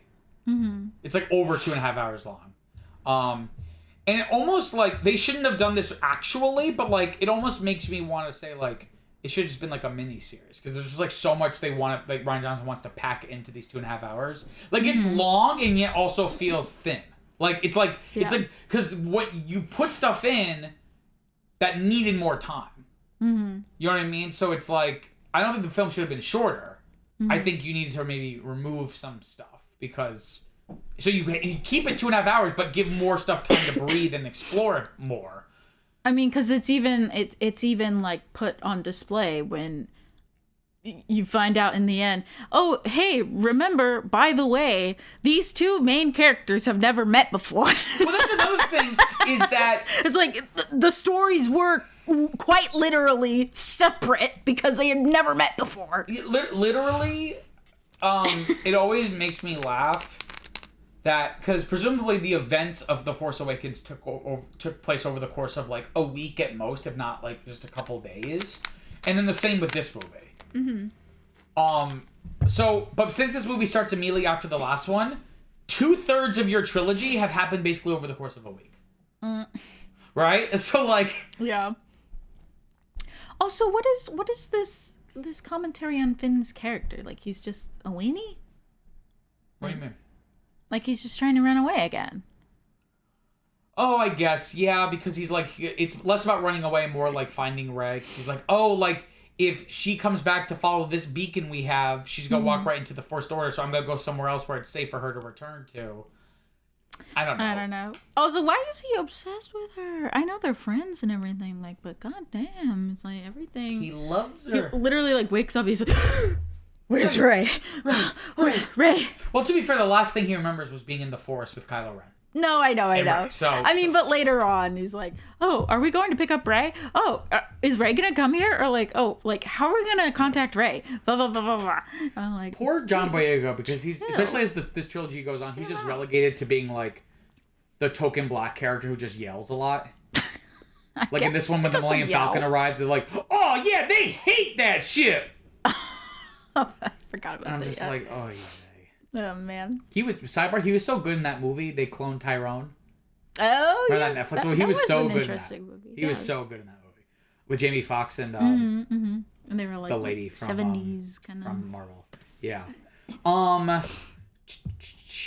have so much still to talk about. I have so many things to talk about. strange animal milk. And that's right. Animal milk. Funny little fish turned into big fish. Ray destroyed. All right, don't just start talking about random shit. Ray destroyed the rock hut and the little. Well, you said there's so much to talk about. So I know, but like actual points, not just like here's this thing. Well, I'm trying to. I'm like saying stuff, and then what I was saying is like I have. I was just trying to prompt. I was trying to prompt. There's no prompting required. Okay. Like I was saying before, it just feels like in an almost pathological sense, a repudiation of The Force Awakens, right? So, like, as we know, the last film was on a cliffhanger. Literally, he's, like, on a cliff. Like, they're, like, on the cliff of the island or whatever. Oh, yeah, I guess. I'm just making a pun. I was like, when was he hanging on the cliff? Oh, he's just a cliff stander. Okay. Anyway, but so he's wearing white in that. I know. Right. I thought they're supposed to wear tan. No. The Jedi wear the tan. No, well, that's not my issue.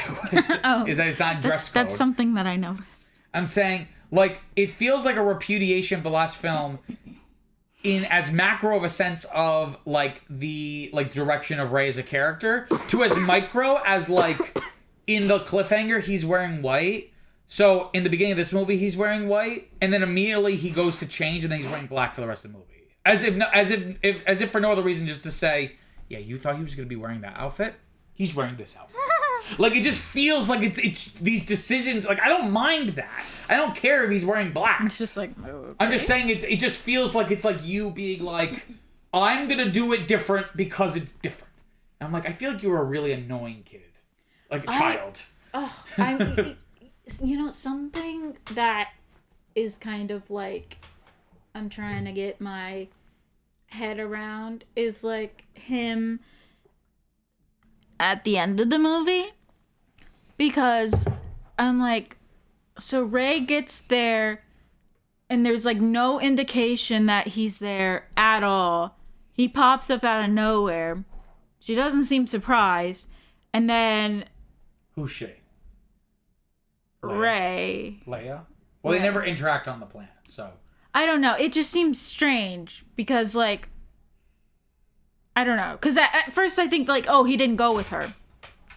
And then he comes out and he's like, oh, I guess he did come out with her. And then, just kidding, he didn't. I guess the idea is, like, if you've been paying attention, you knew something was up because, like, how did he get off the island? Because, like, he drowned his X-Wing. He would go with them on the Millennium Falcon. No, but we know, there's only a shot when they leave and he's just still on the island because he's like, I'm not going with you. So I guess the idea, there's like other signs that he's not actually there because like when everyone else walks on the salt, but how would he get there? I don't know. Maybe the lizard people have something from the Marauders. There's other signs like when people are walking on the salt, like they create footprints, but he doesn't have any footprints. Oh, I did not notice that. And then like they literally shoot a gazillion laser bolts at him and he survives. Well, yeah, obviously. Like so like it should have been, I guess, like obvious in hindsight. I mean, before that, like when he's talking to Leia, and then he's like out there before he like they try to blow him to bits. And also, but it gets also inconsistent with like the rules of this universe because like how so he can't physically interact with anything, so he's not creating any footprints. But he can also kiss her forehead. Yeah, and Yoda can bonk him. And Yoda can bonk him. When Yoda comes. Also, I do love Yoda. Yoda is unequivocally great in this movie. Like, that little scene is actually great. Thematically, it's also just funny because he's like... He's just a silly guy. And I like the ideas that they bring into this, because ultimately, if you made episodes 1 to 6, if you made them in chronological order, you probably would have included something when Yoda's training Luke about, like, the failure of the Jedi and stuff. But because those were made first, like, they couldn't add those scenes in. Oh, wait a minute. I like how in this, you're able to actually reckon with the fact, like, this version of Yoda, like, has experienced the prequels, whereas when they made it Empire Strikes Back in 1980, like, that hadn't been conceived of yet. So this one, he's able to talk about these ideas of, like, teaching and failure. You know what? Even though Luke doesn't really teach her anything. So the relationship, it would be more meaningful if Luke really was, like, her teacher in some way, but anyway. Well, you know what you just made me think of is that... What? Well, I was like, well, that's kind of weird that he goes off to a deserted island, right? But where do we find Yoda? By himself in the swamp. So he's doing the same thing. I didn't even catch that until just now. Yes, the parallel. I didn't put that together. Though I will say, I think Dagobah was somewhere canonically, like, the Force was very strong. Whereas Octo, which is like the island he's on, there's like nothing. It's like a Jedi. It's like the origin of the Jedi or something. Oh, yeah, this is like where the Jedi Order was formed as like a small little monastery or something. So that's why there's like the tree with like the books. Yeah. Like, he didn't just bring the books; like, they were here. No, of course. I'm just saying I never put that together when he comes down and he's bonking him on the head. I wasn't thinking about where we found him. That's another thing people have complained about with this movie, is that it kind of plays fast and loose with the rules of Star Wars, or at least the perceived rules, because there were expanded universe books or something that talked about the idea of Force projection. But people were like, "That's so dumb! Like, because if you could have done that, why didn't anyone else ever do it?" Blah blah blah. Well, the big one people always complain about, going, "Well, if that's possible, why didn't anyone do it?" Was basically doing a kamikaze light speed move. When Laura Dern crashes the... Yeah. We've never seen that in Star Wars before. Oh, no? Okay.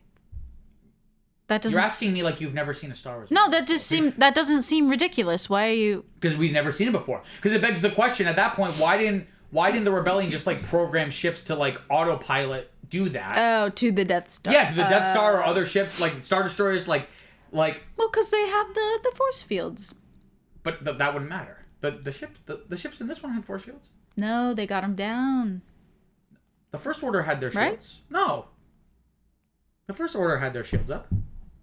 When they left in all the pods? No, I'm talking about the First Order. I know. Had their shields. They had them up when people were escaping in the pods? Yes. Shields don't block physical things. It blocks energy. I thought the whole point was they got... Like, they were both down. Who's they? Both. Like, who's they? Who's they? Never mind. I'm saying the idea of kamikazing. Yes. With light speed specifically. Yes. Is something that we've never seen, I don't think, in any of the expanded material.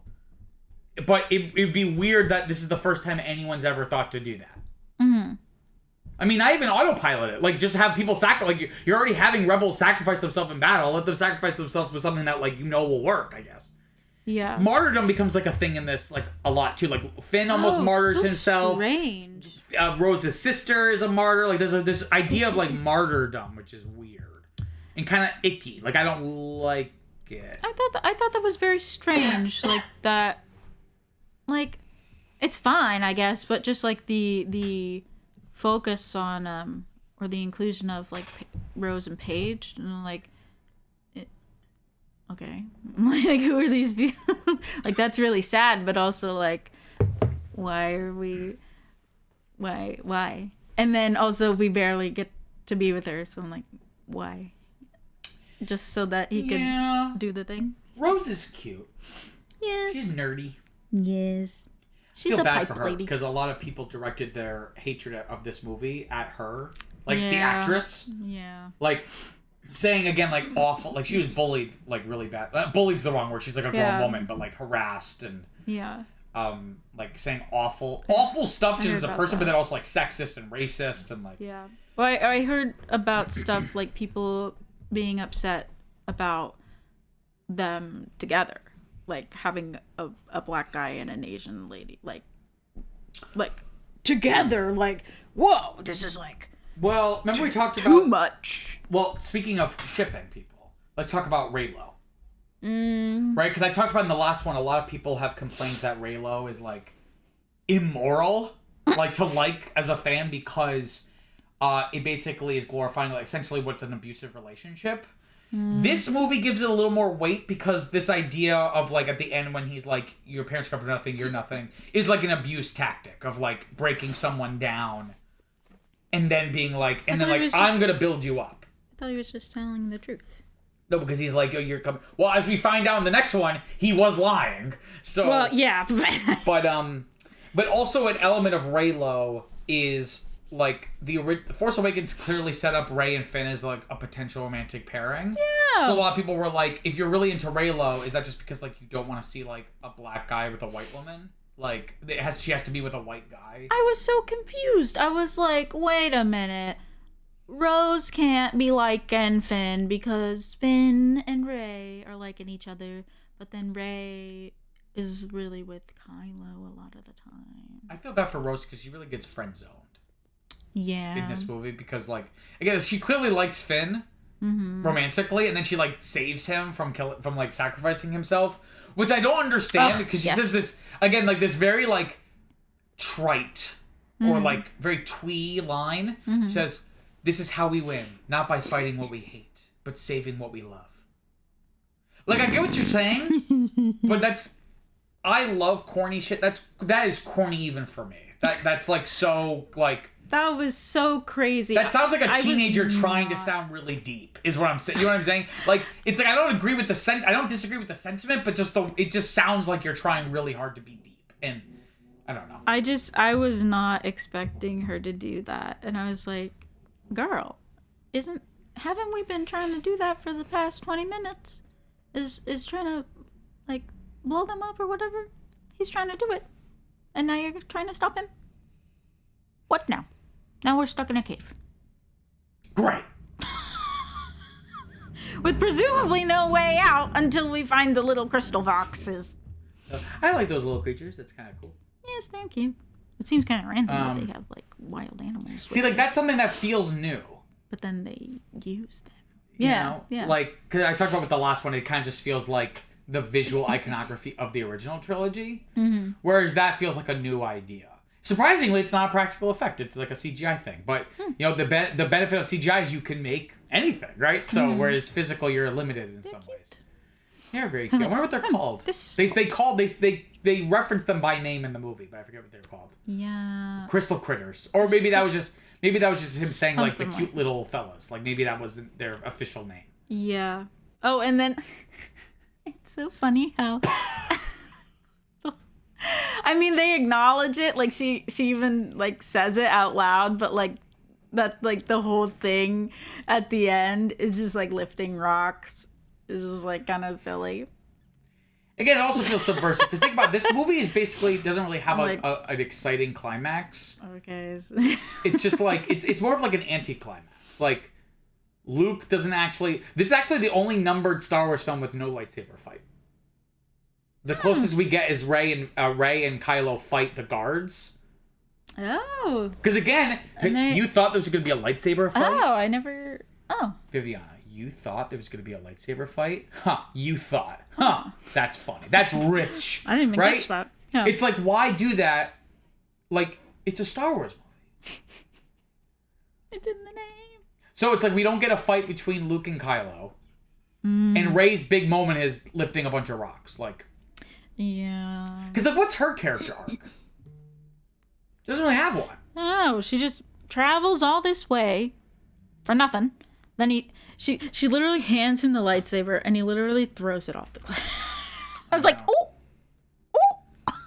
you better get to swimming, but it didn't go into the water, so that's good. That was like a big moment. Yeah. Because it's like that's That like was the first funny. moment of subversion where you're like, because again, you've been thinking about this for 2 years, like what happened after the credits rolled in Force Awakens, like, like Well, I actually kind of like, I kind of foresaw that coming though. Like that wasn't a surprise for me. well, did you foresee it because you had already seen the movie? No, it seemed like something. Yeah, I don't mind that. That Rian Johnson, he I think, would even do. said, like, he was like, I don't know what else Luke would have done. I mean, That's why I maybe wrote it not that way. throw it off the cliff, but just be like, no, I don't do that anymore, or like whatever, like That was the old. like reject it, right? Like, doesn't he have any questions of like, why did you come here? Like, He did. no, he literally just walks away and he's just like, go away. Oh well, he later. I'm saying, asks, when's your first thing wouldn't just be like, ugh, no, I don't want to. Like, wouldn't you just be shocked because the first time you've seen another human in like 10, 15 years, however long it's been? Yeah. That's another weird thing about Reylo. Presumably Kylo is not a generation older, but at least 5 or 10 years older than Rey. No, aren't they both like 25? No. Why not? Because he's been doing his thing. Yeah. Because he was like a teenager. 10 years ago. No. Because he was like almost an adult when he was training with Luke. I thought he was like 13. Well, then they did not make it look like Adam Driver was 13. Well, no, it's just Adam Driver. Also, first numbered Star Wars movie to have a flashback. Yes. Because every other movie, it always, from start to finish, it's just chronological. So again, it's like I said, the movie clearly wants to break new ground, but some of the choices just feel like doing things differently because that is good. But that also is very short-sighted because eventually the thing you did differently will soon become not different anymore. But also a lot of the same, though. I think it's both innovative and derivative. I mean, like At the same grandfather, like grandson, you might kill some sand people, or you might kill your peers. Your classmates. Yeah. So... At least with the sand people, like they weren't even human. These are his friends. I know. Or his colleagues. His colleagues. Or how like I forgot what it's called. The planet looks like Hoth. Crate. Crate. Crait. Which I think is cool. It's salt. But again, it's like you thought it was Hoth. You thought it was like a snow planet like Hoth. Yeah. And then they taste it. Because the last one salt. was 2. Was that Hoth? No, but there was a snowy planet. It was a snow planet, yes. It's like we still don't have anything like the prequels where it's just like this weird like biomes and like. Why do you look confused?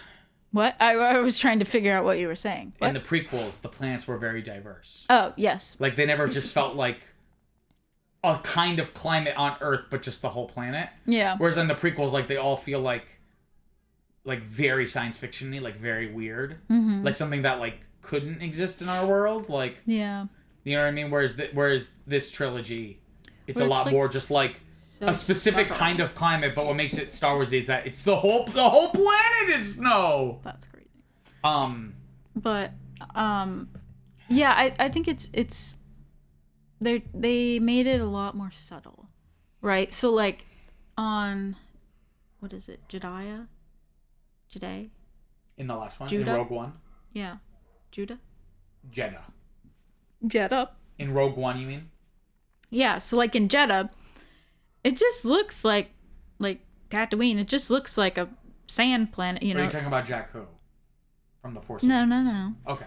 But then, what makes it different or whatever is the little statue that's been knocked over, which I didn't even notice until you pointed it out to me. So it's like, if you hadn't have pointed it out, then it would just be another Utah, Arizona looking like planet, whereas like in the prequels and Very memorable. even in the originals, like Dagobah and Cloud City. Yes, Cloud City and we like Canto Bight in this casino kind of yes.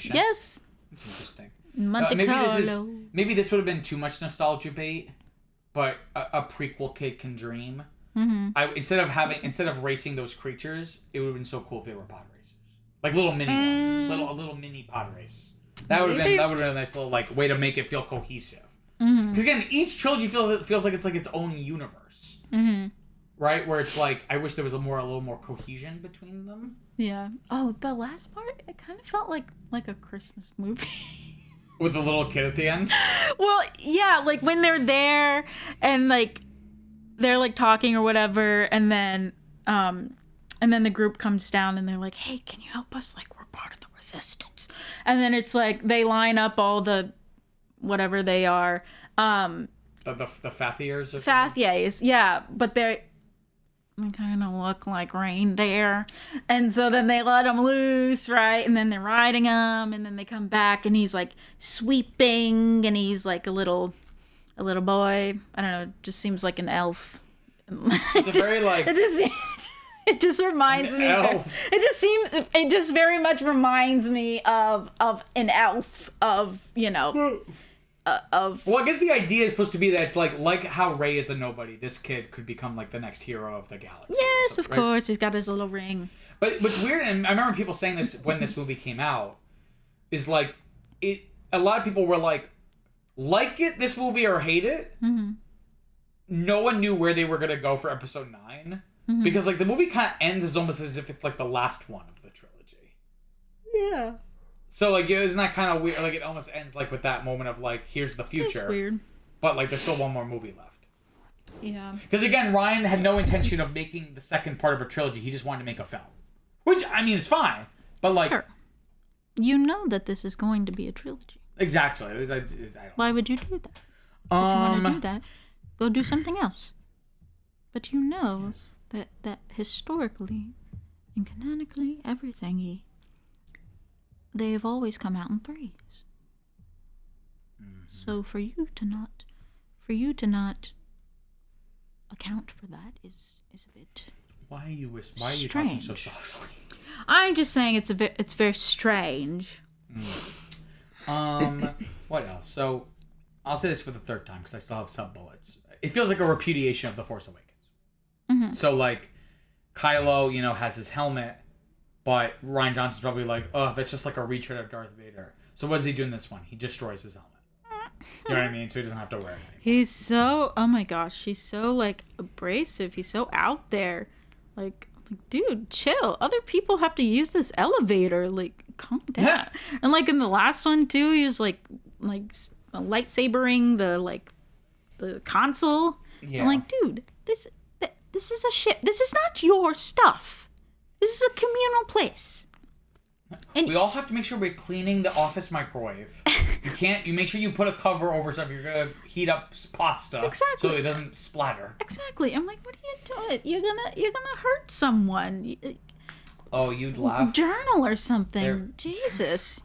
No, that's something a Jedi would do. The Sith are all about like or go in your little pilot thing and go shoot something, but you don't have to destroy the ship. You don't have to destroy our own ship that we have to use. When The Force Awakens came out, Adam Driver hosted SNL, and they did a sketch that was really funny. It was like Undercover Boss. So it's Kylo Ren going under and dressing up as like Jeff. They give him like a wig, and he's just like a random First Order officer, and he's like in the mess hall, and he's like, so that Kylo Ren is pretty intimidating and scary and awesome, right? And it was like a pretty funny sketch actually. But yeah, no, it's like the film again feels like the last one. Feels very metatextual to a fault. So like Kylo Ren literally says in this movie, "Let the past die." Like it's like almost like Rian Johnson turning to the audience and going like Star Wars needs to change, and I'm gonna change it, right? Yeah. And I have this issue with a lot of movies like in the past decade or so that are more interested in deconstructing long-standing franchises rather than deepening. Like they see deconstructing as enough. Like, oh, that's interesting. Like deconstruct this franchise in an essay. Like that. Like if you're adding to it, like you want to deconstruct this thing while also being the thing at the same time. And the example I always use is Frozen. Where it wants to, on the surface, be deconstructing the Disney princess genre, where it's like, it's not like the Disney princess movies you saw as a kid. Also being right? While also wanting to be like a definitive Disney princess movie, right? Yeah. So this film kind of has the same problem, and I'm all for deconstructing. I'm not saying this stuff is sacred. And that's the thing, a lot of people don't like The Last Jedi because it defiles Star Wars. It upends what they think Star Wars is or should be. That's not my issue. My issue is just that I don't think there's much there at the center. That instead of deconstructing, you should be deepening. You should be trying to, to breathe new life into a long-standing franchise, you should be trying to understand, well, what made it work in the first place and make it work for a new generation. It's not enough just to be like, there's a lot to unpack here with this franchise. And some assumptions we have made shouldn't have been made. And it's like, okay, that's like a video essay you should make. Not episode 8. It is strange when things do that, because it's like, are you making fun of it or are you actually doing it? But they're doing it while making fun of it. But I'm like, but you're also doing That's it. what I'm saying, is that it wants to have its cake and eat it too. It wants to have the intellectual street cred, of being like, we're a lot more thoughtful about this stuff than these films used to be. But then kind of, like what you're saying, it's like the film is both innovative and different while also being derivative of Star Wars. It's a very strange mixture. And not only that, but derivative of the last one. Again, like, you talk about, like, I thought we already knew Rey's parents were nobody. Like, I thought we already closed the book on this when Maz was like, whoever you're waiting for, they're never coming back. Like, I thought we already closed the book on this. Yeah, I thought some gal that we found in the middle of the fucking desert, she's related to no one. I don't know. I guess it's because Star Wars fans have been conditioned. Because, like, well, Luke seemed like a nobody. He was actually the son of, like, the most important person in the galaxy. Well, that was an add-on, you see. And this is all a shame. Because the film, on every other metric, is incredible. Visually, it's quite possibly the best looking Star Wars film ever made. Just the cinematography is just gorgeous. And I only know this because Brian, like I said, my friend, loved this movie. So when it came out on Blu-ray or whatever it was, he bought it. There's a bonus feature where you could watch the whole movie, but with just the score and the visuals. And like no dialogue, no sound design. And I watched part of it. It was way better because the music mixed with the visuals. Because like the visuals are so incredible. Wow. It's weird. Like, Rian Johnson is a really good filmmaker.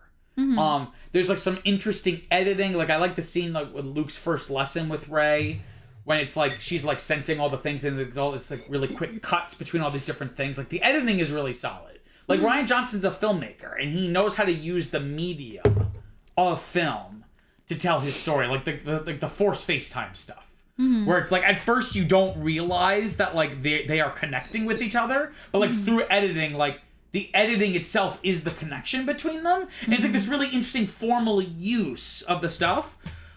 It's just a shame that the script just its root intentions are misguided. That the goals here are to subvert and do things differently than Star Wars films would usually do. But like certain things Star Wars films do are good. And there's a reason why Star Wars films do them. Right? So if you're just seeking to make something different for the sake of different, it's gonna fall flat. Yeah. You know what I mean? Why? Well, What? Never mind. Oh, just say it. What? So basically Luke does the projections, right, and then he dies, right, because it's so powerful, whatever. But Rey and Kylo also do it. No, they don't. They just are able to see each other. They're not projecting themselves because they're not doing it willingly. But they interact with the environment. Is that different? I thought that was the same.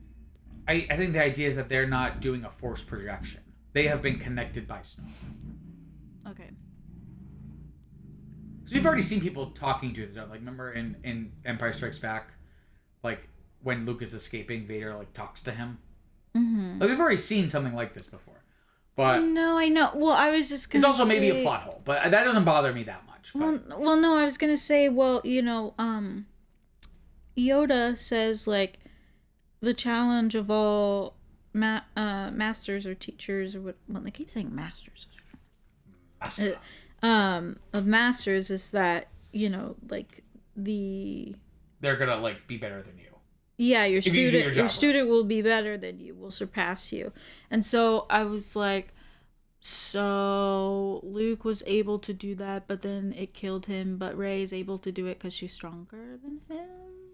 I think the idea is that it's basically like, think of it this way. With Kylo and Rey, only they can see each other. Mm-hmm. Whereas everyone in the room could see Luke. Like, it wasn't subjective. Like, a vision of him was objectively present. Like, if you filmed it with a camera, he would be there, is the difference. Okay. Does that kind of clear things up? Even though they were interacting with Yes. Okay. I think that's just a weird... Again, it's like a weird thing, because, again, like, the physics of it is weird. Because remember, they had, like, water on their hands. Mm-hmm. The laws of physics in this are weird. Like, Poe is basically, like, drifts in the X-Wing. Mm-hmm. And I'm like, is that possible? Because, like... In space, there is no gravity, so theoretically in Star Wars, there's like a little center of gravity thing, to keep them from like not floating in their seats unless they get like strapped down or something. So you wouldn't like I don't know. I guess you could drift in space. I guess that's not true. You could drift because drifting is about gravity. It's more about speed and like inertia. Well, if you're just like flipping a bitch, like you're just flipping a bitch. Is that what you mean? Just like flipping around, like Tokyo Drift, like when you like brake and turn at the same time, and like you turn really quickly. Yeah. But yeah, like the movie is just on every other metric is really great. Like the performances are all really, really good. Like Carrie Fisher probably does her best work of the trilogy here. And it's a shame because she did. Well, yeah, so she had died after they filmed. They already filmed everything. I think I read nothing changed because she had died. Like they had already done everything they needed with her. But it's kind of sad because they kind of pitched it where it'd be like Han Solo, like the 7 would be Han's movie. Mm-hmm. This was kind of like Luke's, and then the next one would really be Leia's showcase. Because she's basically down for the count for most of this movie. Which again is a shame. She does a really good job. Maybe you shouldn't put Han first. Yeah, I don't know. Maybe they were like, we gotta get to him first because they probably thought he would die first because he's much older than Carrie Fisher and Mark Hamill. He's like 15 years older than the two of them. This is true. This is true. But and that was one of my biggest complaints with The Force Awakens was Carrie Fisher's performance. I think she does a really good job here. So I think that's a testament to Rian Johnson as a director of work, and all the actors from returning from the last one are a little bit better here, especially Rey. The Rey and Luke stuff is probably the best stuff, even though I have a lot of issues with parts of it. That's probably, of all the 3 storylines, or 4 storylines, that's probably the best of it. I'm not a big fan of Rey. Just... Because she's not a very compelling character. I don't know. I don't like her. I like her just fine. It's just like... We just don't know enough about her as a person, not like details, but just like... Which is strange, because... Like who she is as a person? She's presumably the main character, no? I know. And on top of that, what we do know is like, okay, been there, done that. Like, okay, she lives on this desert planet and wants to escape for a better life. Okay, we've already done that in Star Wars. Yeah, but she's so again, it would be cool if they leaned into the idea that her character is kind of underdeveloped and say, well, she's underdeveloped because she's like a lab creation. She has like implanted memories. Well, I don't know if you have to do all that, but I think that would be scary. Right. Mark Hamill does a phenomenal performance. He does really well in this. He's good, yeah. I think I remember hearing talks. I think it was a little overblown, but people were saying like he should get nominated for like best supporting actor or something. And I don't know if I would go that far, but if he had been, I wouldn't have been mad about it. No. Couldn't he have? No. Yeah, he could have, but I'm just saying I don't know if he was good enough. I don't think the Academy... He wasn't good enough, I don't think. And also it's like a genre film. So like you have to be like incredible in order to like the Academy to be like fine. Like the fact that Oppenheimer did so well is just because it was like so good. Yeah. And like Dune Part 2 is probably going to have a similar situation where like normally a film like that wouldn't get a lot of awards buzz, but it's just like so good. Yeah. Like you just can't deny it. Like even snobby. Well, that's Or why people. that's why like Beauty and the Beast was such a crazy In thing. the 90s, yes, exactly. It was a really big deal. What else do we have here? Just a couple little random things. Porgs. Porgs. I have a great piece of trivia. They're so silly. Should I tell you now about the Porgs? Sure. So the Porgs were conceived because as they were filming on that island, 'cause that's a real place. Mm-hmm. As we talked about in Ireland, like they went back to the same island. Yes, of course. It's like a protected. It's almost like a natural park. It's like protected by like the government of Ireland or whatever. Mm-hmm. There's like a population of puffins. Puffins. And they would show up in shots. No. Are they over the puffins? Not every single thing, because eventually they leaned into it. So, like, obviously when they're in the cockpit of the Millennium Falcon, Well, or like yeah, the scene yeah. when like Chewbacca's eating one of them, like that's staged. But there's some shots where they were like, and because they couldn't have them not be there because like they can't tamper with them. Mm-hmm. So they were like, instead of digitally altering it so they're not there, let's just like put something over it. Why couldn't there be puffins? Because that's not Star Warsy. There could be puffins in Star Wars. Well, maybe if this was the original trilogy, because back in the original trilogy, like on Dagobah, there's just like snakes, He's like, yeah, like not just not like Star Warsy snakes. They're just garden snakes, or like a Komodo dragon or something, right? Mm-hmm. Well, puffins are kind of like cute. They have their like little beaks, like Yes, I know, but it's but kinda it's like- not Star Warsy. it's kind of like Star Warsy. I love the Porgs. They're They're so really- fucking cute. I And wish funny. I wish they didn't look as fake, but I do like them. They're so cute. Yeah, but they'll probably look fake because they are a practical effect.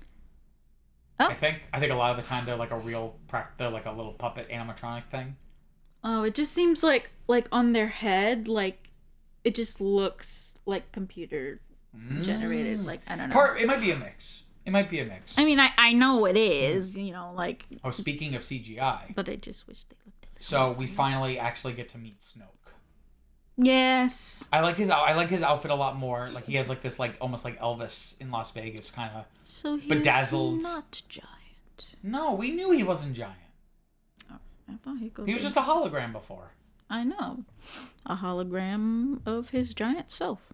No, the mocap is really good. Mm-hmm. Do you know what I mean by mocap? Motion capture. Okay, I want to make sure. 'Cause sometimes you'll just and you don't know what I'm talking about, so I have to like make Yes. sure. But like the CGI is really good, and again, it's Andy Serkis, so the king, the godfather Oh, that's of motion right. capture. I forgot. Oh my gosh. But again, it still leaves more questions than answers because it's like, who is he? Why is he here? What are his motivations? How did he assume power? He's clearly a Force user. How is he not on anyone's radar during like the Jedi era? Mm-hmm. Like who is this guy? Is he like Palpatine's dad? Like, No. Well, we find out who he is in the next one. But at least just watching this movie in 2017, you're watching it's like I feel like I'm more confused now than I was in the last one. Because the last one, at least he wasn't in it much, so it was like an element of mystery. mm-hmm. This one, like, it's like, so we're just not going to acknowledge that this is like a really powerful new guy that just like appeared out of nowhere. Like, what's going on? So, is he an alien? Yeah, he's not human Okay. because he's also like 8 feet tall. Okay. So he is big, but just He's not not- as big as we thought. No. But no, he's not just a fucked up human. Like, he is some other species, I think. Yeah, he's I just. think. Oh, I would assume because he's tall. I don't know. I mean, I was just wondering because he's I was just wondering. a little lumpy, but He's a little lumpy. but it could, And not like something- Lumpy the carrot. Something could have happened, Let's see what else we have here. Is Um, Snoke human? How do you feel about Laura Dern's character? A Um. lot of people hate on her as well, but I feel like a lot of the attacks are more sexist. Mhm. But I do find her she is quite smug. Yeah. Oh. Oh wait. No, Supreme Leader Snoke from Star Wars franchise is not human. He's an artificial being. Yeah, spoiler alert, in the next one we find out like- he was actually just a puppet created by Palpatine. A computer generated clone, created by Emperor Palpatine. Yes. Stop looking things up. I just wanted to see if he was a human. I told you. Does my word mean nothing to you? Well, No you trust. said I don't know. Anyways, no, she was very kind at first, and then all of a sudden she was just very rude. Because I guess like they're trying to get this idea of like Poe not trusting authority. Mm-hmm. But it just comes off as very like girl boss. Which isn't a sexist critique on my part, but rather the girl boss is like this idea of like a woman who is just as bad or like as rude or condescending as a man, but it's okay because now it's a girl. Like now you're taking control, and I'm not trying to say like it's reverse sexism. That's not what I'm saying. But rather it's just like a good leader leads with like humility and compassion, where she just has like a smugness to her, and it's not just because she's contradicting the male character, because Leia's even more aggressive. Like she literally slaps Poe, and I don't have a problem with it because he deserved it. And the way she does it, if you really buy that she's like a character who like is doing all this in good faith. She bitch slapped him. She did. It was really funny. Backwards. Whereas this is like, why isn't she telling people the plan? Like, is it really just for the plot? Because otherwise, there's nothing to happen in the plot. Like, so the Poe needs to be like, she's doing something bad. We need to stop her. It does seem. I guess I understand what you're saying, but to me, what I saw, it was just like very conservative leadership, and so like the whole point, right? Even with Leia, is that Poe is like willing to take risks, but not understanding that like other people are dying. Like, it's easy for you to say, let's take this risk, like, because you haven't died. Exactly, yeah. But so it kind of seemed like that, like she was just like being mean about it, but like for somewhat good reason. But then, yeah, all of a sudden it was like, oh, we had a secret plan. We were actually trying to save everyone. It's like, why does it have to be secret? But then also, I found it so strange. You have such a small group of people with you. It's not like... I know, right? It's not like, well, we wouldn't have... It would have been implausible to tell everybody. Like, you could have had one meeting. Well, I was also confused why Leia came back like that. Like, and she does like, she's like Superman and like flies through space. Well, sure, that, but no, I just mean like she slaps Poe and then it like tases him to do like the pod, runaway thing. But I feel like that, like Leia wouldn't do that. Like Leia wouldn't like go in the pod. I don't know. The escape pods that they all get into? Those are just ships. Those aren't escape pods. A pod would be like really small, like fit 1 or 2 people. Okay, well, I feel like she wouldn't do that. You think she would go down with the ship? Yeah, I feel like she would like try to like fight harder, like just like maybe if you can't do it in the big ship, like use those little ships or whatever, or something. Now here's a question for you. I don't know. People threw around the idea after this movie came out that had they known Carrie Fisher would pass away, would it have been a good idea to just have Leia do what Laura Dern does in Kamikaze the ship, and that's how you write her off? I think it's weird that she does it. Yes, okay, so... That's random. But if someone has to do it, would it have been better if, like, Rian Johnson could look at a crystal ball and knew she would not be alive to work on episode 9? Like, would that have been a good way to go out? I guess. Or would that be, like, disrespectful to the character to have her, like... No, I mean, I guess so, because then it's, like, it doesn't... Like, it's okay, it's just a character, I don't care. I just met this character, I don't care if she dies, really. Like... Well, no, that would be the whole thing, is that we do know her, right? But, yeah, I guess it would be fine, because then it wouldn't, like, raise any questions in the next one. Or is the next one, it's, like, this Frankenstein of, like, trying to use, like, unused footage from The Force Awakens and, like... Weird deep. It's like really weird. But yeah, no, I don't know. Yeah, it's kind of strange that Laura does that in general, because she didn't seem like that type of leader, and so it was just like all of a sudden, like, oh yeah, by the way, I'm gonna stay on the ship. And then you're like, wait, what? Like, is this Titanic? Like, when did you take ownership for this? Like, like you didn't seem like that type of person like 5 minutes ago. Yeah, it's just like. And also, like, how are you able to jump into light speed if you have no fuel? I don't know. I guess they had enough fuel for just like one jump. One jump is all it takes. I completely forgot to tell you something.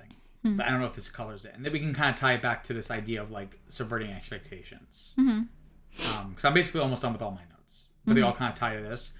Rian Johnson, after this, did Knives Out. That's his movie. And that's like the good version of this because that also subverts expectations because the whole idea is about like subverting your expectations for like a murder mystery movie. Yeah. That the guy accidentally killed himself by accident. Did he accidentally, or was it like a Orient Express thing? I can't remember. I think he accidentally kills himself. Oh, okay. But what was I gonna say? But that works because it's still very much grounded in the characters and their relationships. So that's like the good version. Yeah. Right? Because there he's subverting a genre, not a specific film franchise that has like specific worlds and characters and stories. Right? That might be why it works better. Because it's not the eighth film in a long running franchise. Like, I've never thought of this before, but I feel like it would have made more sense if like it was Poe to do it, to show, like, to continue on with the like, I'm gonna do whatever it takes, like, impulsiveness type of thing. And he's like, this is like the one thing that I can do, right? Yeah, so it just seems strange that she's like a new character, and then all of a sudden we're like, whoa, she's making this big sacrifice. I'm like, we just met her 20 minutes ago. It's like, okay, like it was a cool visual though when all the sound cut out and then it was like a big like thunder clap. It was like Oppenheimer. Oppenheimer before Oppenheimer. Yeah. Well, I wonder if Christopher Nolan watched this and went, brilliant, and then was like, we have to do that. Well, because it's so weird because like things are done that should have been done for other things, right? Things have been done. So like something like what Laura did was like impactful when like Paige did it, because like we were all up in her grill and like in that same position, right? And she's like trying to like set the bombs off or whatever. So like I was very like surprised that she died, right? Because I was like, wait, we're like close-ups, this is like someone we're like getting involved with, right? Or like starting to root for. So it's subversive. I don't know what to tell you. It seems like if that were the case, then it should have been for Laura Dern, because then we would care more about her sacrifice as opposed to just this random like flying lady dropping bombs. Like, I don't know. Yeah, it's like I feel more bad for Paige than Admiral Holdo. I was so sad. I was so sad when Paige died. I was like, wait, she seems so cool. She's a badass. Yes. Well, and I think just with the language of visual storytelling, like no dialogue. Like where we have close-ups, right? Something, we see that she's in trouble and she's still trying, and it's like, oh my gosh, she has such tenacity, and it's just like she has more character. Like, I like development. Her more than Rose. She has more character development than Holdo. Because it's just pure visual storytelling. Because we understand so much about her. Yeah. Like, not maybe factual details, but like the fact that like she knows she's gonna die. Yeah. But she's still trying anyway to not to survive, but just to release these bombs. Yeah. Tells us everything we need to know. Like, that's how committed she is to this cause. And that tells something about the First Order. That they're so bad that it would compel someone like this to literally, like, there's no hope for you, but you're still going to try to at least finish your mission.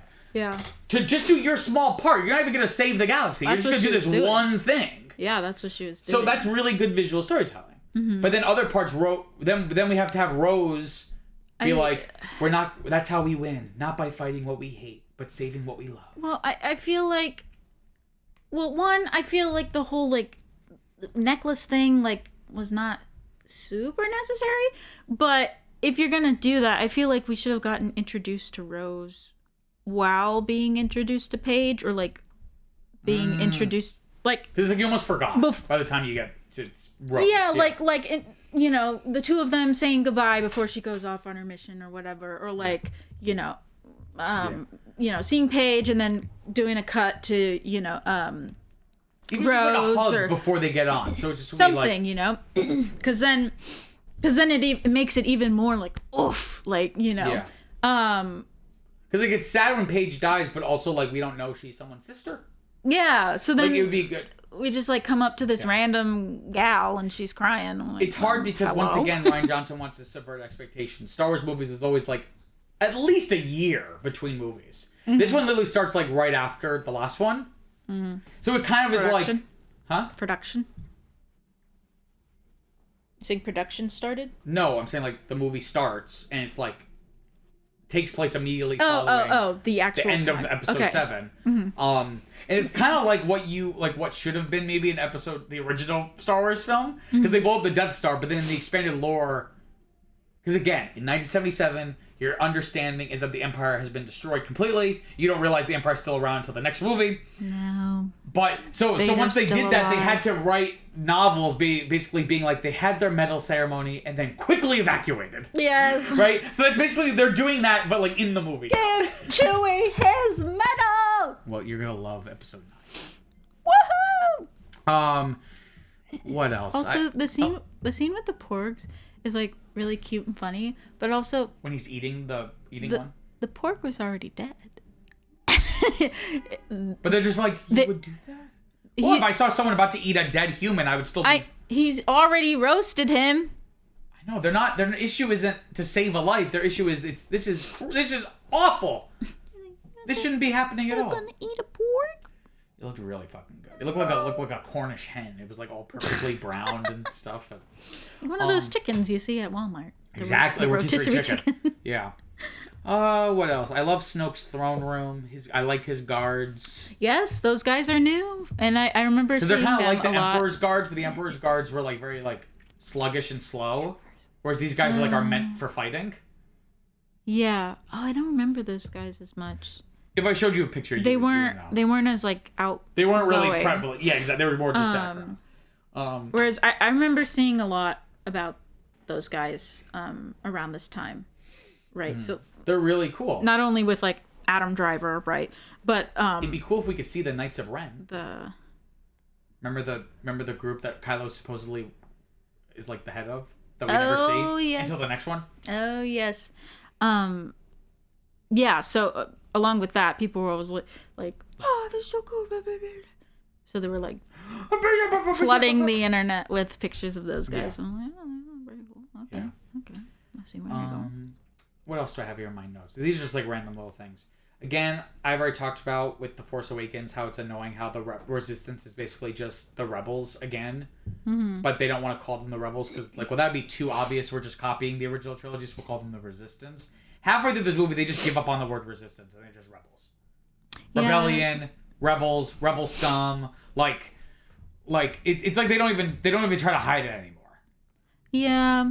That's why I just... Not that it really matters, but just more a symptom of like a larger thing. Well, that's why I just like don't like... It's all the same. I can't keep track of like... Yeah. Or don't care to keep track of that whole situation because I'm like, I know who the good guys are. I know who the bad guys are. I don't know if they're being called the Republic, the Empire, the First Order, the Resistance, the Rebels. I don't know, but I know who they are. Exactly. So I'm like, okay, you're gonna call them the Resistance, you're gonna call them the Rebels, blah blah blah. I'm like, who are we talking about? Poe? Okay, I know where he is. Who? Yeah. Something else we haven't talked about at all was this movie's version of like the Vision in the cave. Oh yes, with See, you just went before you realized what I was saying. No, I was thinking. Oh, because you went So it's like in the Vision in the cave. Because again, it's Ray, like, Ray with all the mirrors. Yeah, so it's like Harry Potter really type great thing. imagery, but it's kind of meaningless thematically. Because like, It's very strange. what does it mean to random. have infinite rays? Like, what does that mean? Well, then it was like, who are your parents? And then it was her. I was very confused. Like, I'm not sure what, because like in Empire Strikes Back, the Vision is very clear. Mm-hmm. Like, continue down this path and you're going to become like Darth Vader. Mm-hmm. And that's before he even knows it's his father. Mm-hmm. With this, I'm not sure what lesson is diegetically is Rey supposed to learn from this. Mm-hmm. Well, that's where I can get behind your like clone. There's nothing there. Exactly. Yeah. When I was in the theater, I was literally like, are they about to do what I said they should do? And then they end up pivoting. Yeah. So it's like, But it was just very strange because there was like this dark, ominous If anything, hole, and then it's just a cave underwater, and then now a bunch there's of mirrors and a stuff. bunch of reflections. Yeah, I'm like in Harry Potter, that happens in Harry Potter too. yeah, exactly. It's like Okay. it's like Strange. it's like what's that? It's strange. It is strange, and again, it's meaningless, and again, it feels more metatextual. It feels like a vision more for the audience because it's like different ideas of who Rey could be. Like, but in the story, there aren't multiple ideas of what Rey could be, so this vision is meaningless for her. It's like just for us. Well, I was confused just because annoying. she was like, "Oh, it's calling to me, blah blah blah."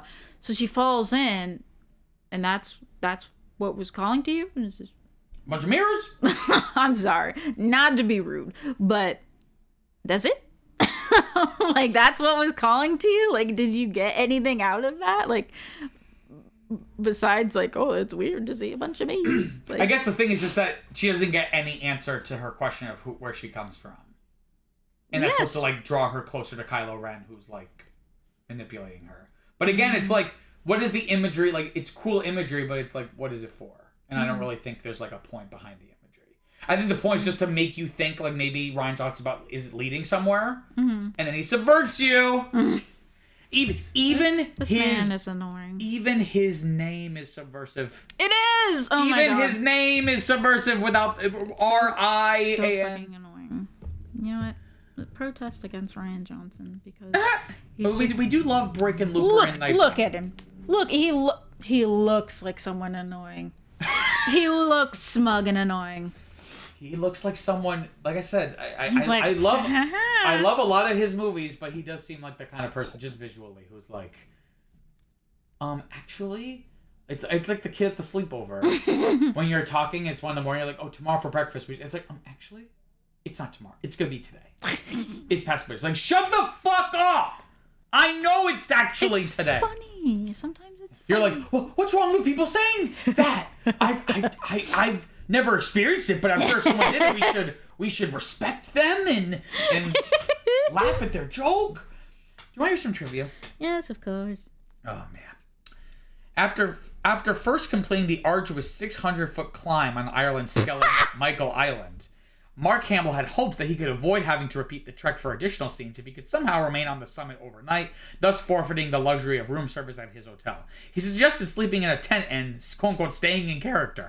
However, after some inquiries were made with the Irish authorities, he was told by producer Kathleen Kennedy that he was not permitted to pitch a tent because the location is a protected UNESCO World Heritage Site. What is that? I think it's a UN body. Like, it's, I don't think like the national parks, but like for the UN. Like, it's like protected, so you can't like camp there. Yeah, I've never heard of that. Carrie Fisher was also a well-known writer whose services were often called upon to act as script doctor for other films. She later began declining such assignments when producers would solicit her story ideas and then hire someone else to actually change the script and use Fisher's ideas without paying her. However, director Rian Johnson revealed that Fisher helped with the writing of the script for this film. That's fucked up. What the hell? Exactly. So never work on anything without a contract.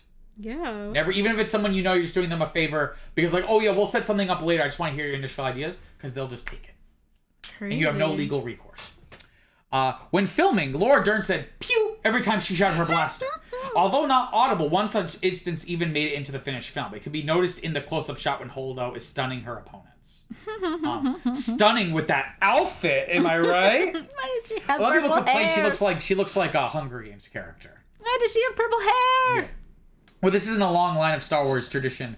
When doing the prequels, Ewan McGregor would go like zoom, zoom, zoom, Yeah. when doing the lightsaber. And George was like, no, you know, when we're gonna do the sound effects later. You don't need to make the sound effects. I'm keeping in see her character. mouth. I know where to look for it. You can see her mouth like make like a little pew like mouth movement. I'm staying in character, George. Just let me do it. Yeah. Daisy Ridley took her father to the set in Ireland, where the ending scene of Star Wars: The Force Awakens was about to be recreated. Because of course they had to recreate it. Why don't they just use the same one? I was confused. But... Because there's more to it. And also the weather was different. Right. When her father met Mark Hamill, he asked him, "Who do you play then?" Ridley admitted she was not sure if her father was joking. I already talked about the puffins. Rian Johnson's original cut of the film exceeded 3 hours. Reports say he cut between 45 and 60 minutes to get the film down to a more palatable runtime. Several of the lead scenes can be seen on the Blu-ray edition of the film. Most of them alternate or extended versions of scenes that remained in the movie. And then I already talked about one about Luke's little prank that he does. Caretakers on Achoo? Acto. It looks like Achoo. Achoo! After the breakthrough CGI that was displayed in Rogue One, a Star Wars story for creating long-gone actors, the filmmakers of this film saw fit to issue statements ahead of the release of this film, shutting down any speculations or worries on the possibility of such a technology being used for the late Carrie Fisher. In short, all her scenes, barring the stunts, are categorically hers, including the dialogue. So again, they finished everything before she died.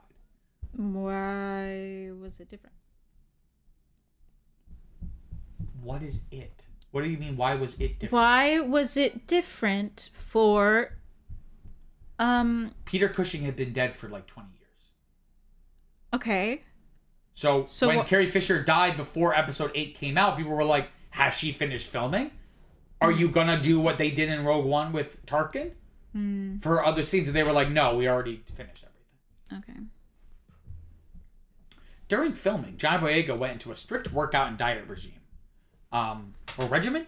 I don't know. One day, when he was hungry, he went to Carrie Fisher's trailer. When he told her that he was sick of eating healthy, she offered him chocolate bars and candy she had stashed inside her fridge. Since then, he occasionally went to her trailer whenever he wanted a quote-unquote cheat day from his diet. He later said, quote, "I failed my diet because Carrie Fisher told me to, and it felt great." Oh, John. Oh, John Boyega. John Booyah! Kelly Marie Tran did not tell anyone she was doing the movie and lied that she was doing an indie film in Canada. Oh. At one point, she got some maple syrup to bring back to her parents so they would believe she was actually in Canada. Oh my god. What? Why? It's a secret. Oh my goodness. After filming ended, the wrap party was held in an Irish pub. Daisy Ridley, who had worked as a bartender in London before her acting career started, stood behind the counter and served the cast and crew. Oi. Oi! How kind. The location filming in Ireland was intended to follow on from the dark Skelling ending of The Force Awakens. That's like the island.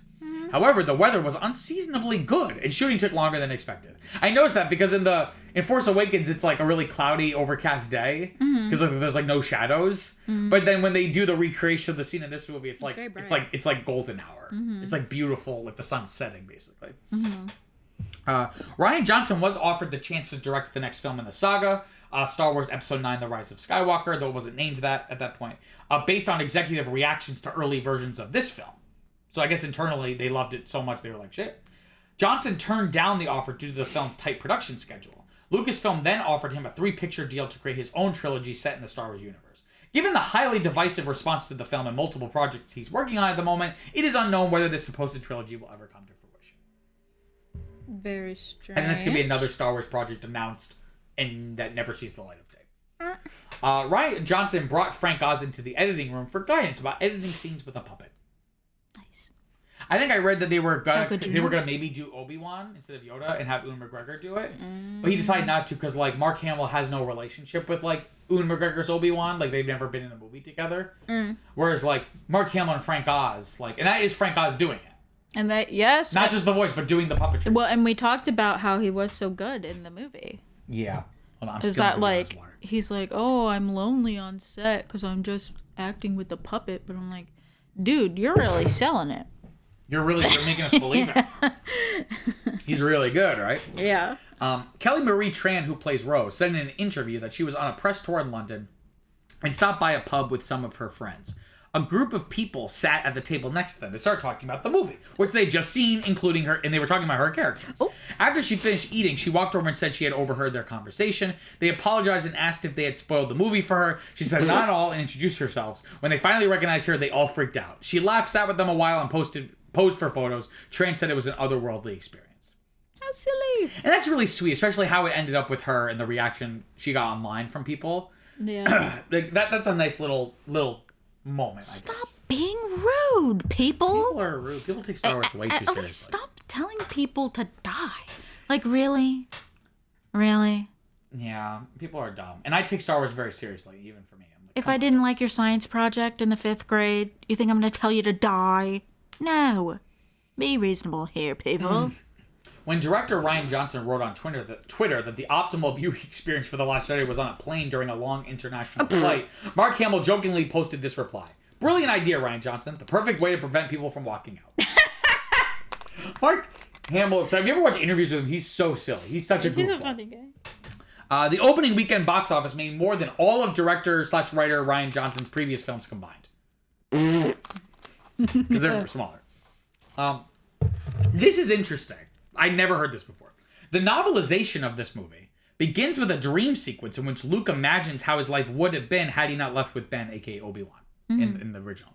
In this scenario, which is very reminiscent of the novel and movie The Last Temptation of Christ, which features Jesus on the cross being like, maybe I won't do this. And he imagines what it'd be like if he just like came down off the cross and just lived a normal life as like a dude with like a wife and children.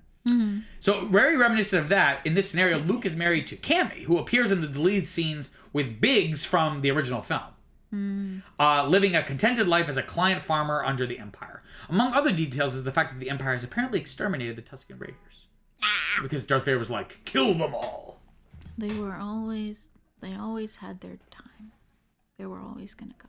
They were always going to go. Andy Serkis taped down the side of his mouth for his performance capture face so that his face would accurately reflect Snoke's deformed face. It's kind of interesting. George Lucas has expressed some mixed feelings about The Force Awakens. However, he was much more impressed with this installment, calling it, quote, beautifully made, end quote. Oh, well, he didn't say that the first time. Remember, he was like, wow, this is a really great movie. Oh, then later he was like, I mean. I don't know. And I believe what little we know about his original ideas for a sequel trilogy, this one is the closest to that. Because his original idea did involve Luke as an older person training like a young woman named Kira in the original, and like his idea for it, Kira. So, you know, this is the closest we'll ever get to a George Lucas sequel trilogy. Until maybe they finally release like the story treatments, like someone finally leaks them one day in like 50 years. And then they make like an animated adaptation of it, like an Elseworlds version of like what happened after the original trilogy. That's the thing about Star Wars, is that at least with comics, like they can always reboot it and like tell new kinds of stories with Batman or Spider-Man. Whereas Star Wars, like they wiped the canon one time and it was like a big deal. Yep. So it's kind of like you're stuck, right? He sold out to the white slavers. They sold it to the white slavers who take these things and do what they will. Why did he say that? Because that's how he felt. According to special effects supervisor Neil Scanlon, the tint of the green milk Luke gets from the monstrous Thala Siren was modified with CGI to make it look, quote, even more disgusting, end quote. Because it gets in his beard and all this stuff. Yeah, I don't really understand the point of that scene. I think it's just to show, like, look, you want to be my little shadow? You gotta milk these creatures. Can't we just do that, like, with the fish and maybe trading with the lizard people or something? Do we really need the milking of the? I think it's hilarious. Of the monster teats and then drinking monster teats and then drinking it right after. It's not even blue; it's green. The best advice Rian Johnson got from anyone before filming began came from the editing team, who told him, quote, in every single scene, just shoot a cutaway BB-8 and you'll never regret it. Yes, BB. You never know. Sometimes you might just want to cut to BB going,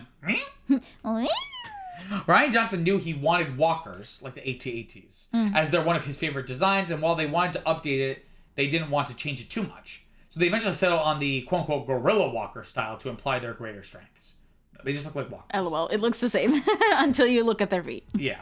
This is the only Star Wars film to begin immediately after the previous episode in the same trilogy. In the other two trilogies, all of the episodes occur at least a year apart, allowing for additional side stories in comics, novels, video games, and animation. This film suffered the biggest second weekend box office drop of any Star Wars film at 67.5%, surpassing Star Wars: The Clone Wars from 2008, which is 61.3. So as you know, right? So films, ideally you want your film to hold, and that was the big thing about The Force Awakens. You want some good legs. It has some good legs, right? Because it not only made a lot of money, but it was spread out over a long time. Whereas this had a big drop from the first to second weekend. Yeah. Which usually is a sign that people didn't like it. Yeah. Or they didn't like it enough to go see it again. Is usually what that's a sign of. Do people do that? Do what? Go to see movies Do they go times? back? Big budget blockbusters, yes. Because you want to like go see. It was a big thing with Marvel, but I mean, I've rarely gone to see. I've only seen a movie more than once in theaters, like a handful of times. Yeah. This being one of them, because then every year I would go see it once I went home to Rhode Island for Christmas break. Go see it with Tony, my old neighbor. Listeners who you don't know, who introduced me to Star Wars in the first place. But yeah, I feel like if you went with somebody like your family or something, and then you're hanging out with your friends and they haven't seen it, so you're like, okay, I'll go see it again. But like, that doesn't really happen that often, does it? Like I don't. Well, a movie, it's like you can only absorb it so much, so it's like you want to see like every detail, especially like Marvel movies, because you want to get like all the Easter eggs and all this stuff. Yeah, I'll find that when it comes out on DVD or streaming. Fair enough. Not gonna go spend $20 every time to find a damn Easter egg. When asked what happened to Luke's mechanical hand at the point of his transition to a Force ghost, when he's on the rock, Mark Hamill did not have a good answer. Director Rian Johnson later said that having the hand clank onto the rock below would have, quote, undercut the moment. So I guess his robotic hand also becomes one with the Force. That's kind of funny. So there's a lot of clues. I talked about like the sound, how he's not stirring up the red soil on Crate. Like that's how you know like he's not actually really there. Like Luke, you know what I'm talking about. But one obvious clue to the fact that the Luke that Kylo faces off against on Crate isn't real is that Luke has his lightsaber, but Rey and Kylo destroyed that during their power struggle after Snoke was killed. It no longer exists when Luke does his face off with Kylo, which is a good clue to Luke's status. Oh, that's true. Right? Maybe you got a different one. It's the same one. It has a certain hilt. It's the exact same one. Rian Johnson later admitted that he wasn't a fan of the character Snoke, which probably explains why the character was abruptly dispatched in the film. So like, I remember laughing in the theater because we cut to the close-up of his dismembered body, it falls. with like his eyes are crossed, like his tongue is out, like he's like, bleh. Like I was like, this feels like way too goofy. Like we didn't get to see all of that with Darth Maul. No. Now we're seeing it. Now we're seeing it in all of its glory. Do you? I don't mean to be bold. Do you want to hear some critical reception? Yes, I'd like to see what the people have. Well, this is to actually say. kind of interesting. So this was a classic example of like a big divide between critics and audiences. Critics seem to be in unison that this was a great movie, if not much better than Force Awakens, if not one of the best films in the franchise. On Rotten Tomatoes, it has a 91%. Wow. The critical consensus is, quote, Star Wars The Last Jedi honors the saga's rich legacy while adding some surprising twists and delivering all the emotion-rich action fans could hope for, end quote. Matt Zoller Seats of RogerEbert.com gave the film 4 out of 4 stars.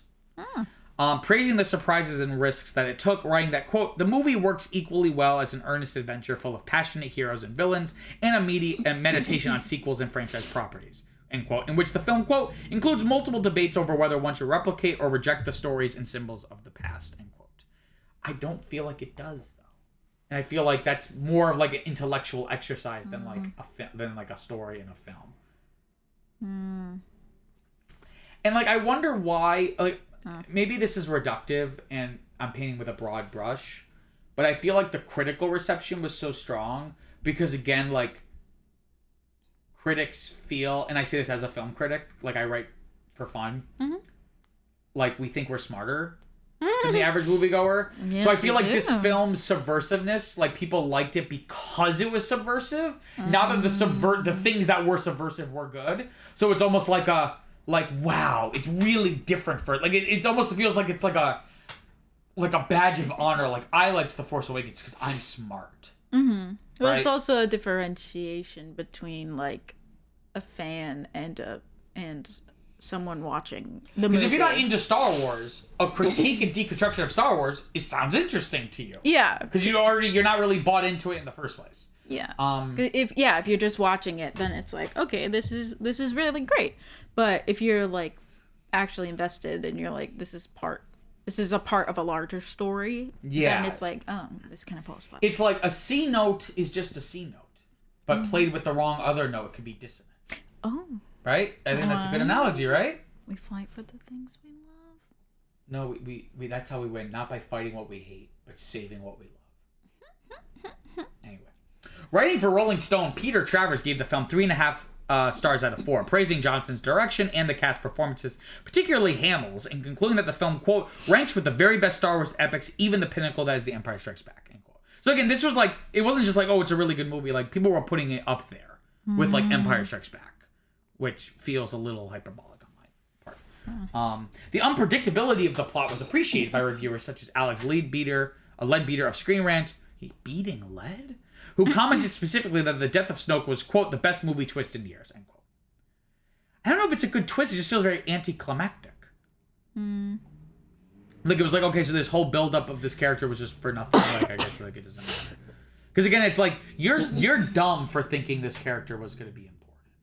Because you're a dog-brained Star Wars fan who's just trained to expect certain things. And I'm trying to shake you out of that because I'm smart and I know what's good for you. But you told me that. And you're the one who told me it was going to be important. I didn't think anything of it. I had no opinion about it until you told me. Ugh. Conversely, Richard Brody of The New Yorker wrote that the film, quote, comes off as a work that's ironed out, flattened down, appallingly purified, end quote. Kate Taylor of the Globe and Mail gave the film 2 stars out of 4, saying it suffered from too many new additions and adding, quote, as it seeks to uphold a giant cultural legacy, this unfolding trilogy struggles to maintain a balance that often seems just out of reach, end quote. And that's another thing, is that so far 2 movies in, it doesn't really feel like this is like a cohesive trilogy yet. Like, I don't really see like what the overall vision is for this. Again, it kind of feels like we're starting over from scratch. And the next one is also going to feel like we're starting over from scratch. Like, every film, like, it doesn't feel like we're building on each other. Well, that's what I was saying. Well, that's what I was trying to get across, like, with Rey. Is that, like, you would think Rey would be the one to... Like, it's her story, so she would be the one to, like, thread it through, right? But, like, I feel like we don't get enough. Or, like, we get a lot, but just, like, very surface level, I feel like. So... It's not like we're going on a journey like with Luke, right? Where it's like, you know, he started. It's like Rian Johnson was just handed a bunch of characters and was like, you have to include them somehow. So figure out like how you want to construct your story around that. But we've already signed contracts with these people. Whereas George Lucas is like, if he didn't want a certain character to be in the next movie, they just wouldn't be in the movie. So it's like, well, if I have to have all these characters, like, of course you could have 3 or 4 different storylines because, like, you know what I mean? I guess so, yeah. You can make them. You can have a group situation like Scooby Doo. Maybe, like, I think it could have just been streamlined. Like, why did you need to have the Laura Dern character? Why couldn't you have just done that that through line with Leia? Like, he just doesn't trust Leia. Like, they have this. You said they have this. Yeah. They gotta have this workplace tension in the beginning. Yeah, or like with the code breaker, like find someone.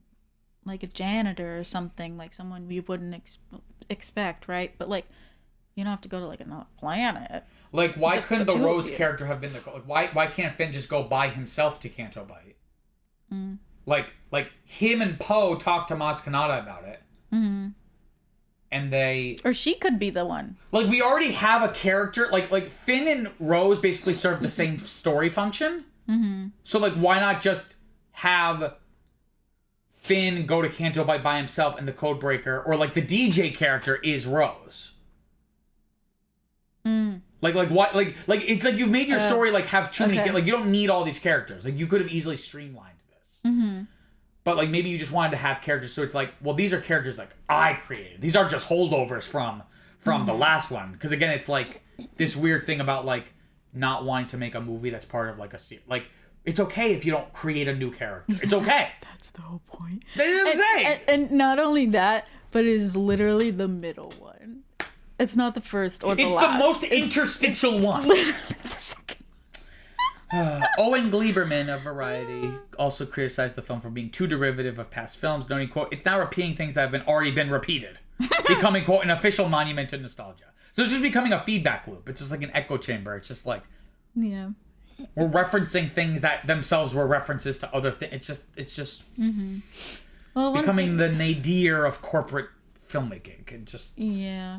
Well, I know this is like a back step, but so I think Mark did a really good job, and I think no question. And I think I thought everyone did a good job. Daisy Ridley, Adam Driver. I also thought Fisher. like Adam Driver was really good. I think like him as Kylo, like he really sells it. Those like, four: Carrie Fisher, Adam Driver, Daisy Ridley, Mark Hamill. They do a really great job. Everyone else is fine, but they don't necessarily have good, like the best material to work with. A lot to work with, yeah. Whereas they, while misguided, at least is like decent material. Like it's good enough. Like the best stuff is the Luke, Kylo, Rey. Love triangle is the wrong word, but like this dynamic, this tension between. So interestingly, I was under the impression on Letterboxd it had a higher score because again, most people on Letterboxd are the type of people who would be like, oh, only smart people like The Last Jedi. But it's also divisive on Letterboxd. So on Letterboxd has a 2.95 out of 5. And if you look at the actual like the bell curve, it's like flat. Like it's very divisive. It's not like a bell curve mostly concentrated at the 3. Like if you look at the little visual, it's like very spread out. Which is usually a sign that a film is really divisive. Yeah. Because if there's usually when there's a bell curve, it means like there's a general consensus. Whereas when it's like, right, so, but I did find some funny, most of the reviews were like, a lot of the most popular reviews were like 8, 9, 10 out of 10s. Okay. But I did find some funny reviews that were both funny, but also, captured how we feel about them. Okay. So Zara writes, Luke Skywalker drinking the green milk directly from that space sea cow's titty and looking Rey directly in the eyes as he does it is the biggest fucking power move in the entire Star Wars history. I did think that though. I did. I thought it was. That's why I thought it was so weird. That's why he was doing it. That's why I thought it was so weird though, because he was looking her dead in the eye while he was there. Yeah. It's like, Luke, you don't have to be strange. Fake Rob Hunter says, quote, there's a fantastic 90 movie in The Last Jedi, anchored by raw emotion, thrilling action, and some beautiful story beats. Unfortunately, it's trapped in a 150-minute running time. True. True. Very true. And then Demi, I actually looked up how to pronounce her last name, but I don't remember. I think it's Demi Adeju. Oh fuck! No, I'm not moving on until I get this right. Oh my god. Adeju Yigbe. Demi writes, I'm not trying to do a microaggression. I'm trying to say the name right. I looked it up. I just don't remember. I'm sorry. Can you make I don't want to get canceled. Can you make a microaggression against someone you don't know? If I'm mispronouncing their name as a white guy, but you don't know what they are to even. Well, their profile picture they are African American. Or I'm not sure. This is getting way too. If you're listening to this, Demi, I'm sorry. My point is, I did do the effort of looking up how to say it, but I forget. In advance. Yeah, I know it was too long. I did like yesterday. But she says, quote, I just sat in a theater for 2.5 hours and the only opinion I was confident in as I walked out is that the color red is extremely cool as shit. That's true. Those guys do look cool. They look so fucking cool. I want action figures of those guys. They're scary. They're really cool. Let's briefly talk about the legacy of this film. Like I said, the audience reception, measured by scientific polling methods, was highly positive. Audiences polled by Cinema Score during the opening weekend gave the film an average grade of A on an A+ to F scale, and those at Post-Track gave the film an 89% overall positive score, a 79% definite recommend, and a rare 5-star rating. SurveyMonkey determined that 89% of its polled audience graded the film positively, right? So you would think, okay, so most of the people who saw it in the audience liked it, right? User-generated scores at Rotten Tomatoes and Metacritic, however, received considerable coverage for being more negative. Audience scores on such sites require only registration and do not ensure that contributing voters have even seen the film. So this is something I talked about on my YouTube channel, Sin Mancuso, I do notes on the news, talking about review bombing. Right, so like, if you've decided a project is like a woke thing and you're against it on principle, you can review bomb it and just like create a billion accounts and go and like give it a 1 out of 10 or something. People would do that even if you haven't seen it. Yes, because like they just hate it, right? Several reviewers speculated that coordinated vote brigading from internet groups and bots contributed to the low scores, including analysis provided by Quartz and Bleeding Cool. After initially rejecting tampering claims, Rotten Tomatoes later said in 2019 that The Last Jedi had been, quote, seriously targeted, end quote, by a review bombing campaign. Don't you people have jobs? That's what I always say. Like, bro. When do you have the time to make like 20 different accounts to review bomb this one movie for who's really gonna care? Like, it's really silly. The Last Jedi was also characterized by reviewers as divisive among audiences. Emily Vanderwerf of Vox found that dissatisfied fans saw the film as too progressive because there's because there's minorities in it. Because that's the thing. Black Bigots man just and an see Asian woman kiss. That's the thing, because bigots just see like the presence of minorities as political. Like they just exist. But they saw the film as too progressive, disliked its humor, plot, or character arcs, or felt betrayed that it ignored fan theories, right? So that's a lot of people were like, it wasn't what I thought it was going to be. Other reviewers made similar observations. Particularly divisive was the reveal that Rey's parents are insignificant. Many fans had expected her to be Luke's daughter or to share a lineage with another character from the original trilogy. There was also a sentiment that Snoke's character was underdeveloped and that Luke's actions contradicted his previous heroic betrayal. Reviewers claimed that fan theories were held so strongly among some viewers that it was difficult for them to accept different stories, but they know that other viewers appreciate the film's action tone and deviation from Star Wars tradition. Okay, you need to calm down because... You need to calm down! But that song's literally about those kinds of people. This is how it is, yeah. Like, if you wanted to... Like, why would you expect a certain thing, you know? Like, you expect, like, people to act the same, right? Like, with the whole, like, Luke thing. But, like... You don't know where the story's going. You don't know. You don't know. And also, something that I heard was that people were really bagging on John and Kelly. John Boyega and Kelly Marie Tran?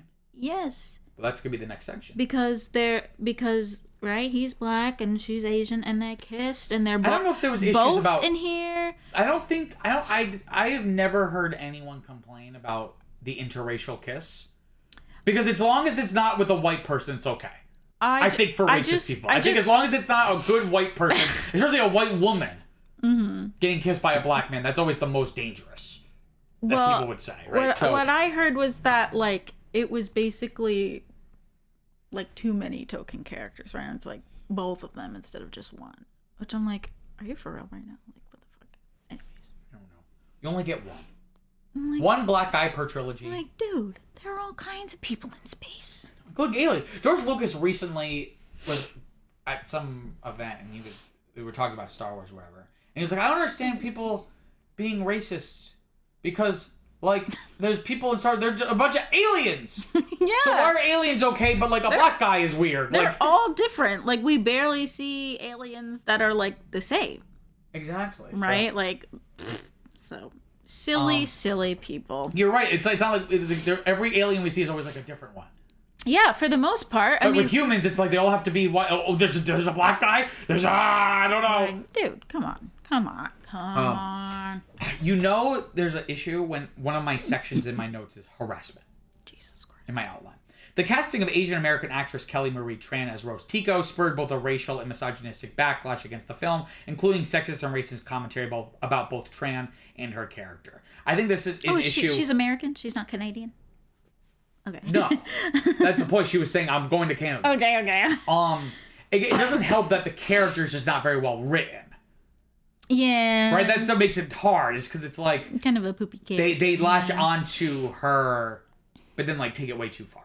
Tran was accused of representing quote unquote forced diversity imposed by quote social justice warriors because of her race. After facing extensive harassment over her ethnicity and appearance, because also she's also like not a typical like conventionally attractive. She's like a little heavier and like she's round. Right? She's like a little round, so she's like, you know, they also probably harassed her about that.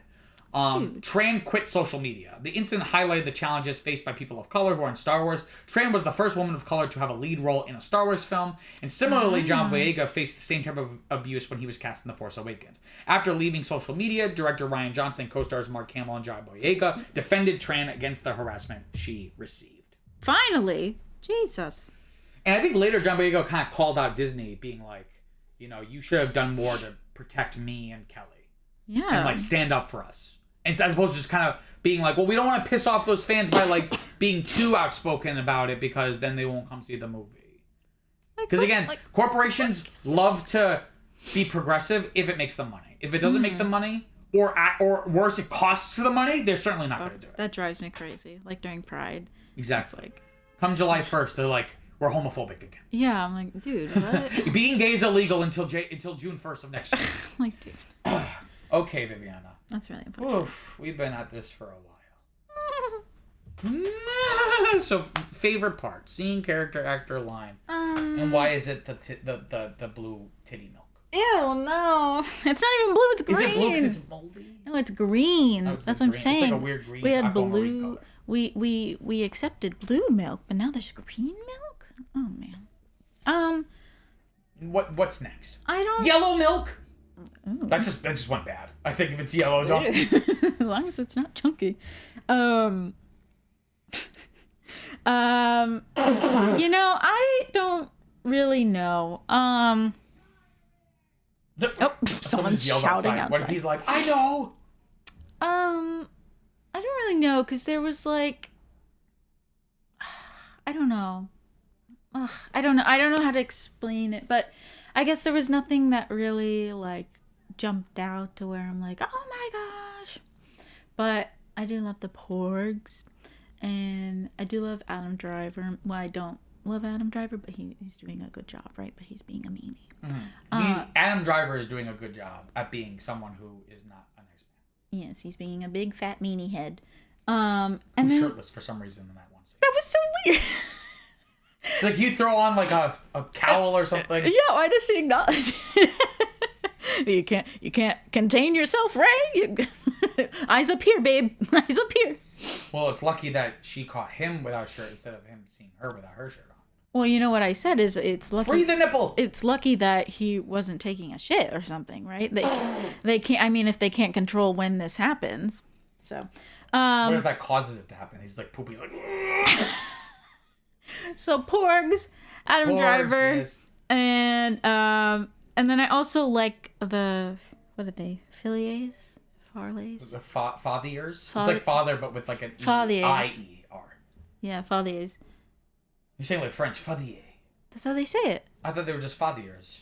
No, A. Eh? Yeah. Well, I guess they were filming in Canada, huh? No, it's like the I-E-R is A. Mm-hmm. What's your favorite? I think Mark Hamill. Oh, yes, and Mark also forgot. I think Mark Hamill, I think his performance is actually really good. And the cinematography is so good that like there's such a texture to like his wrinkly, like that close up near the end when he's like talks to Leia for the last time. Mm-hmm. Like he's like, I feel like I could reach out and touch his face. Mm-hmm. But he does such a really good performance. Because Mark Hamill's always been a phenomenal actor. Mm-hmm. Whether it be live action films or animation, like he's always been so good. And I'm happy he finally got to like do an actually good performance in the Star Wars movie as opposed to like a Star Wars performance. Mm. Especially after Return of the Jedi, like because he's just like a wooden plank for most of it. Mm. Because like the dialogue's so clunky, kind of like prequel like. Mm-hmm. So I think I'm gonna say that. My favorite part was Mark Hamill's performance, and it's a shame that he wasn't in the last one and he died in this one. Though spoiler, he does show up briefly in the next one as a ghost. Yes, as a little ghost. Basically going, never mind everything from the last movie, forget about it, it was all a trick. I take back everything I said in the last one. Yeah, I think him and Adam Driver are really strong performances. Yeah. Or maybe it's just his character, because his character is like very outgoing. I don't know. There's something very alluring about Adam Driver in this. He's a bad boy. Also, why was his little scar? It was like, it looked like Robotic. It looked like space stitches. Okay, so that wasn't like the top of his skin was ripped off, and that's what's underneath, right? Because that's what it looked like. Okay. No. Anyhow. Okay. Strange. 1 to 10. What are you giving this movie? I'm gonna give it a 6. A 6. Okay. And You've given a lot of 6s, and you gave the Force Awakens a 7. So you definitely like this one less than the last one. I don't know. I feel like I want to say that I like this one more, but then also I'm not very enthusiastic about it. Well, you don't have to be enthusiastic to like it more than something else. I think maybe I like Rogue One more than the holiday special, but doesn't mean I'm enthusiastic about Rogue One. no, I just mean in terms of putting one on top of the other. I think maybe this is more consistent. Whereas like the other one, maybe there are like high highs. That's when I was gonna say the opposite. I'm trying. That like this one has lower lows, but much higher highs. Like the best part of this movie is leagues better than the best thing in The Force Awakens. Which ones? What are you saying? Just like the filmmaking of it, the performances. Like it does for better or worse. It feels like, oh, maybe this is like an actual movie. Parts of it, and the other parts, I'm like, this is even dumber than The Force Awakens and more movie-like. I think I'll do a 6 and put it right underneath The Force Awakens. Okay. Interesting. Because I think the other one has more story, so it kind of deepens the For Star better or for worse, it's a Wars, very like, conventional and generic story, but it's a story. Yeah. And also, I don't know. It's just like cool. Like I'm thinking of like the fight in the woods and all that stuff. And then there's like Finn, and he's got his little story going on of defecting, and it's like, I don't know, it just seems more interesting. Whereas like this one is like good. But it's not like the stories aren't as interesting, but they're like more involved. The story, you ever hear Like, people say like, know. like it's a good story but told bad. This is like the reverse. It's like a bad story told really well. Yeah. Like all the formal elements of cinema are like really top notch, but like at the core, there's like not like the story isn't very. It's unnecessarily convoluted, thematically confused, and ultimately inconsequential. Yeah. Like I'm not sure what has really changed. Like has the status quo changed all that much? Well, Rey knows how to lift rocks now. Didn't she already kind of know that or no? I don't know. This is somewhat controversial. I think I'm gonna give this a 7. Okay. Despite all the critiques, because again, for me, the difference between a 7's good, a 6 is okay. Your only other one is Force Awakens. I think I'm gonna put this above The Force Awakens. And maybe this is wrong because the thing is, like, I like this more, I think, than The Force Awakens, and I gave The Force Awakens a 7. Maybe in retrospect, I should have given it a 6. But I'm like, okay, by default, if I like this one more, The Force Awakens, then like it has to be a 7. It's certainly not an 8. But for me, a big difference between a 7 and a 6. A 7 is good. A 6 is okay.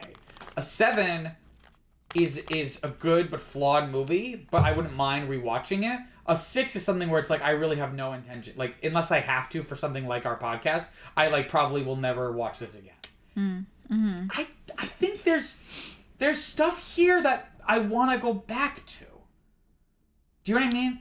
And you know what I thought of during the movie? I've never thought of this, and I've never heard anyone say this. You know the expression, like, the whole is more than the sum of its parts? That, like, 1 + 1 = 3, that it's, like, it's the combination of those things that it becomes more than what it would be in its constituent parts. Okay. usually the alternative is something that is just the sum of its parts. That it's just like, it's all this cool stuff but never coalesces something good. Yeah. This is somehow a third other thing. So this is Interesting. the sum is more than the whole of its parts. Like, What? this idea that it's like each moment, because the sum of its parts just mean like when, see, the whole is more than the sum of its parts means that it's better because it's all together. Just being the sum of its parts is just like, you have this part and then this part and then that part and they're all good for. This movie, the parts are at a certain level of goodness, but by being together it makes them worse. Right? So it's not just they're the sum of their parts, it's like it's the opposite of the whole being more than the sum of its parts. That these constituent parts are really good, but put together in this recipe, it's like different ingredients that you like, but you would never put them together. Or you shouldn't. That's the thing. Is that like Okay. And that's what's so frustrating about this movie, is that like, I see what you're trying to do. And that's why I put it above The Force Awakens, because The Force Awakens feels very safe and very lazy. Whereas this, I appreciate, even though I disagree with a lot. Like, my issues, and this sums up my whole thought on this movie. My issues with this movie is not how it deviates from Star Wars. My issues are mostly film related, like scripting, character motivation. Like, I'm not someone who's upset because it like is different than what I think Star Wars is like. But by so I see what you're trying to do here. So I like the big swings. It's just that I don't think your form, like, you hit the ball, but your form could have been better. Does that make sense? Like, I'm not against the creative, the risky creative choices. It's more when were they like, is it different than how you would think Star Wars is? No, it's just the fact that Luke isn't like this plucky hero who always saved the day. He doesn't, like, you remember how Luke in this is like, what do you expect me to like face down the entire First Order? That's Rian Johnson going to fans. What, are you expecting Luke to like face down the entire, like, Rian Johnson is commenting on people's like dream of like Luke being like this awesome anime, like slicing walkers and like that's what they want. I'm not against not doing that, but there is something but if you're gonna subvert expectations, it's not enough to just not do what we're expecting. You have to do something that is also, now that we know the twist, it's valuable. If the only value is that it's just not what we're expecting, well, the second time I watch it, I'm now going to be expecting it. So there needs to be something like, there has to be something worthy there. Otherwise, it's like, it's only valuable that one time. So, but all of that to say, I like this a lot more than I remembered and thought I would on a rewatch. And by default, it's my 5th top movie out of 16. But that also is just a testament to a lot of these movies are kind of just like Number 9. What's that? Number 9 for you. Oh no, wait. Yes. Okay. So that's kind of my whole thing. This felt very therapeutic, because this is stuff I've been thinking about for a long time. Because again, it's weird, because again, it was so divisive, and I felt like in this weird in between, but not because I was like, I kind of liked it more than the haters but less than the lovers. More so I was in the middle, because like I agreed with a lot of the criticisms, but I didn't want to be associated with that group, because like their reasonings were either really dumb and shallow, or like at their worst racist and sexist. Like, people don't like Holdo because it's like, they don't like Laura Dern's character because she's like not your conventional female character in a movie. Like, that's why they don't like her. Not because of like writing issues. They just don't like her because like they talk about like she's a real person. Like, she's so rude to Poe. Like she's not a real person. Poe's not a real. You don't have to defend Poe. He's not real.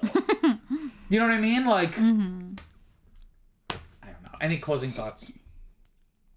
No, I don't know. I guess I just wanted to get some type of example of like what wouldn't be a part of a Star Wars like zeitgeist. Yeah. Because that's like a thing that we've talked about before, is like people are like, oh, that's not what would happen in Star Wars, but I'm like, Says who? Like, Yeah. what about it? Or like, what would, like I think I could say a million things. Again, Luke's characterization, some of like the rules of the universe, like why has no one ever thought to like use ships as weapons? The force projection thing. Like, why wouldn't someone have done that before? So the small things, not but I think overall the real reason is just that it didn't line up with what they had thought, like the theories in their head. It's mostly about Rey.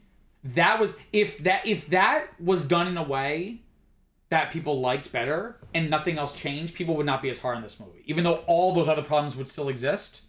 Because I think it stems from that, and so you're already in like a bad mood about the movie. So you're way more willing to be open about the shortcomings, right? But somehow I'm like not surprised though, because we didn't get much Rey in the first one, so I'm not surprised that we don't get much Rey in this one. No, I'm not saying people were upset because there wasn't a lot of her. I'm saying people were upset that the revelation of who her lineage is was not what they had thought it was going to be. And I'm saying that, even if that was fixed somehow and she was related to Obi-Wan Kenobi and all the other problems were still in the movie, people would not be as critical of those problems because the core thing they cared about was they were satisfied with. Yeah. Whereas they're already like in a bad mood about the movie. So they're way more aware of or willing to critique these other shortcomings. You know what I mean? Yeah. That's it for this week's episode of Now That's What I Call a Franchise. Next week, we'll be watching the next film in the franchise, the 2018 film Solo, A Star Wars Story. Viviana, where can they find us? You guys can find us wherever you get your podcasts, and don't forget to follow us on Facebook, Instagram, and Twitter at Franchise Podcast. And if you have the time, leave a rating for us on Apple Podcasts, because apparently that helps. And if you have even more time, leave us a review, too. We know you have many podcasting options, and we thank you for choosing us. Peace out, guys. Later, Gators.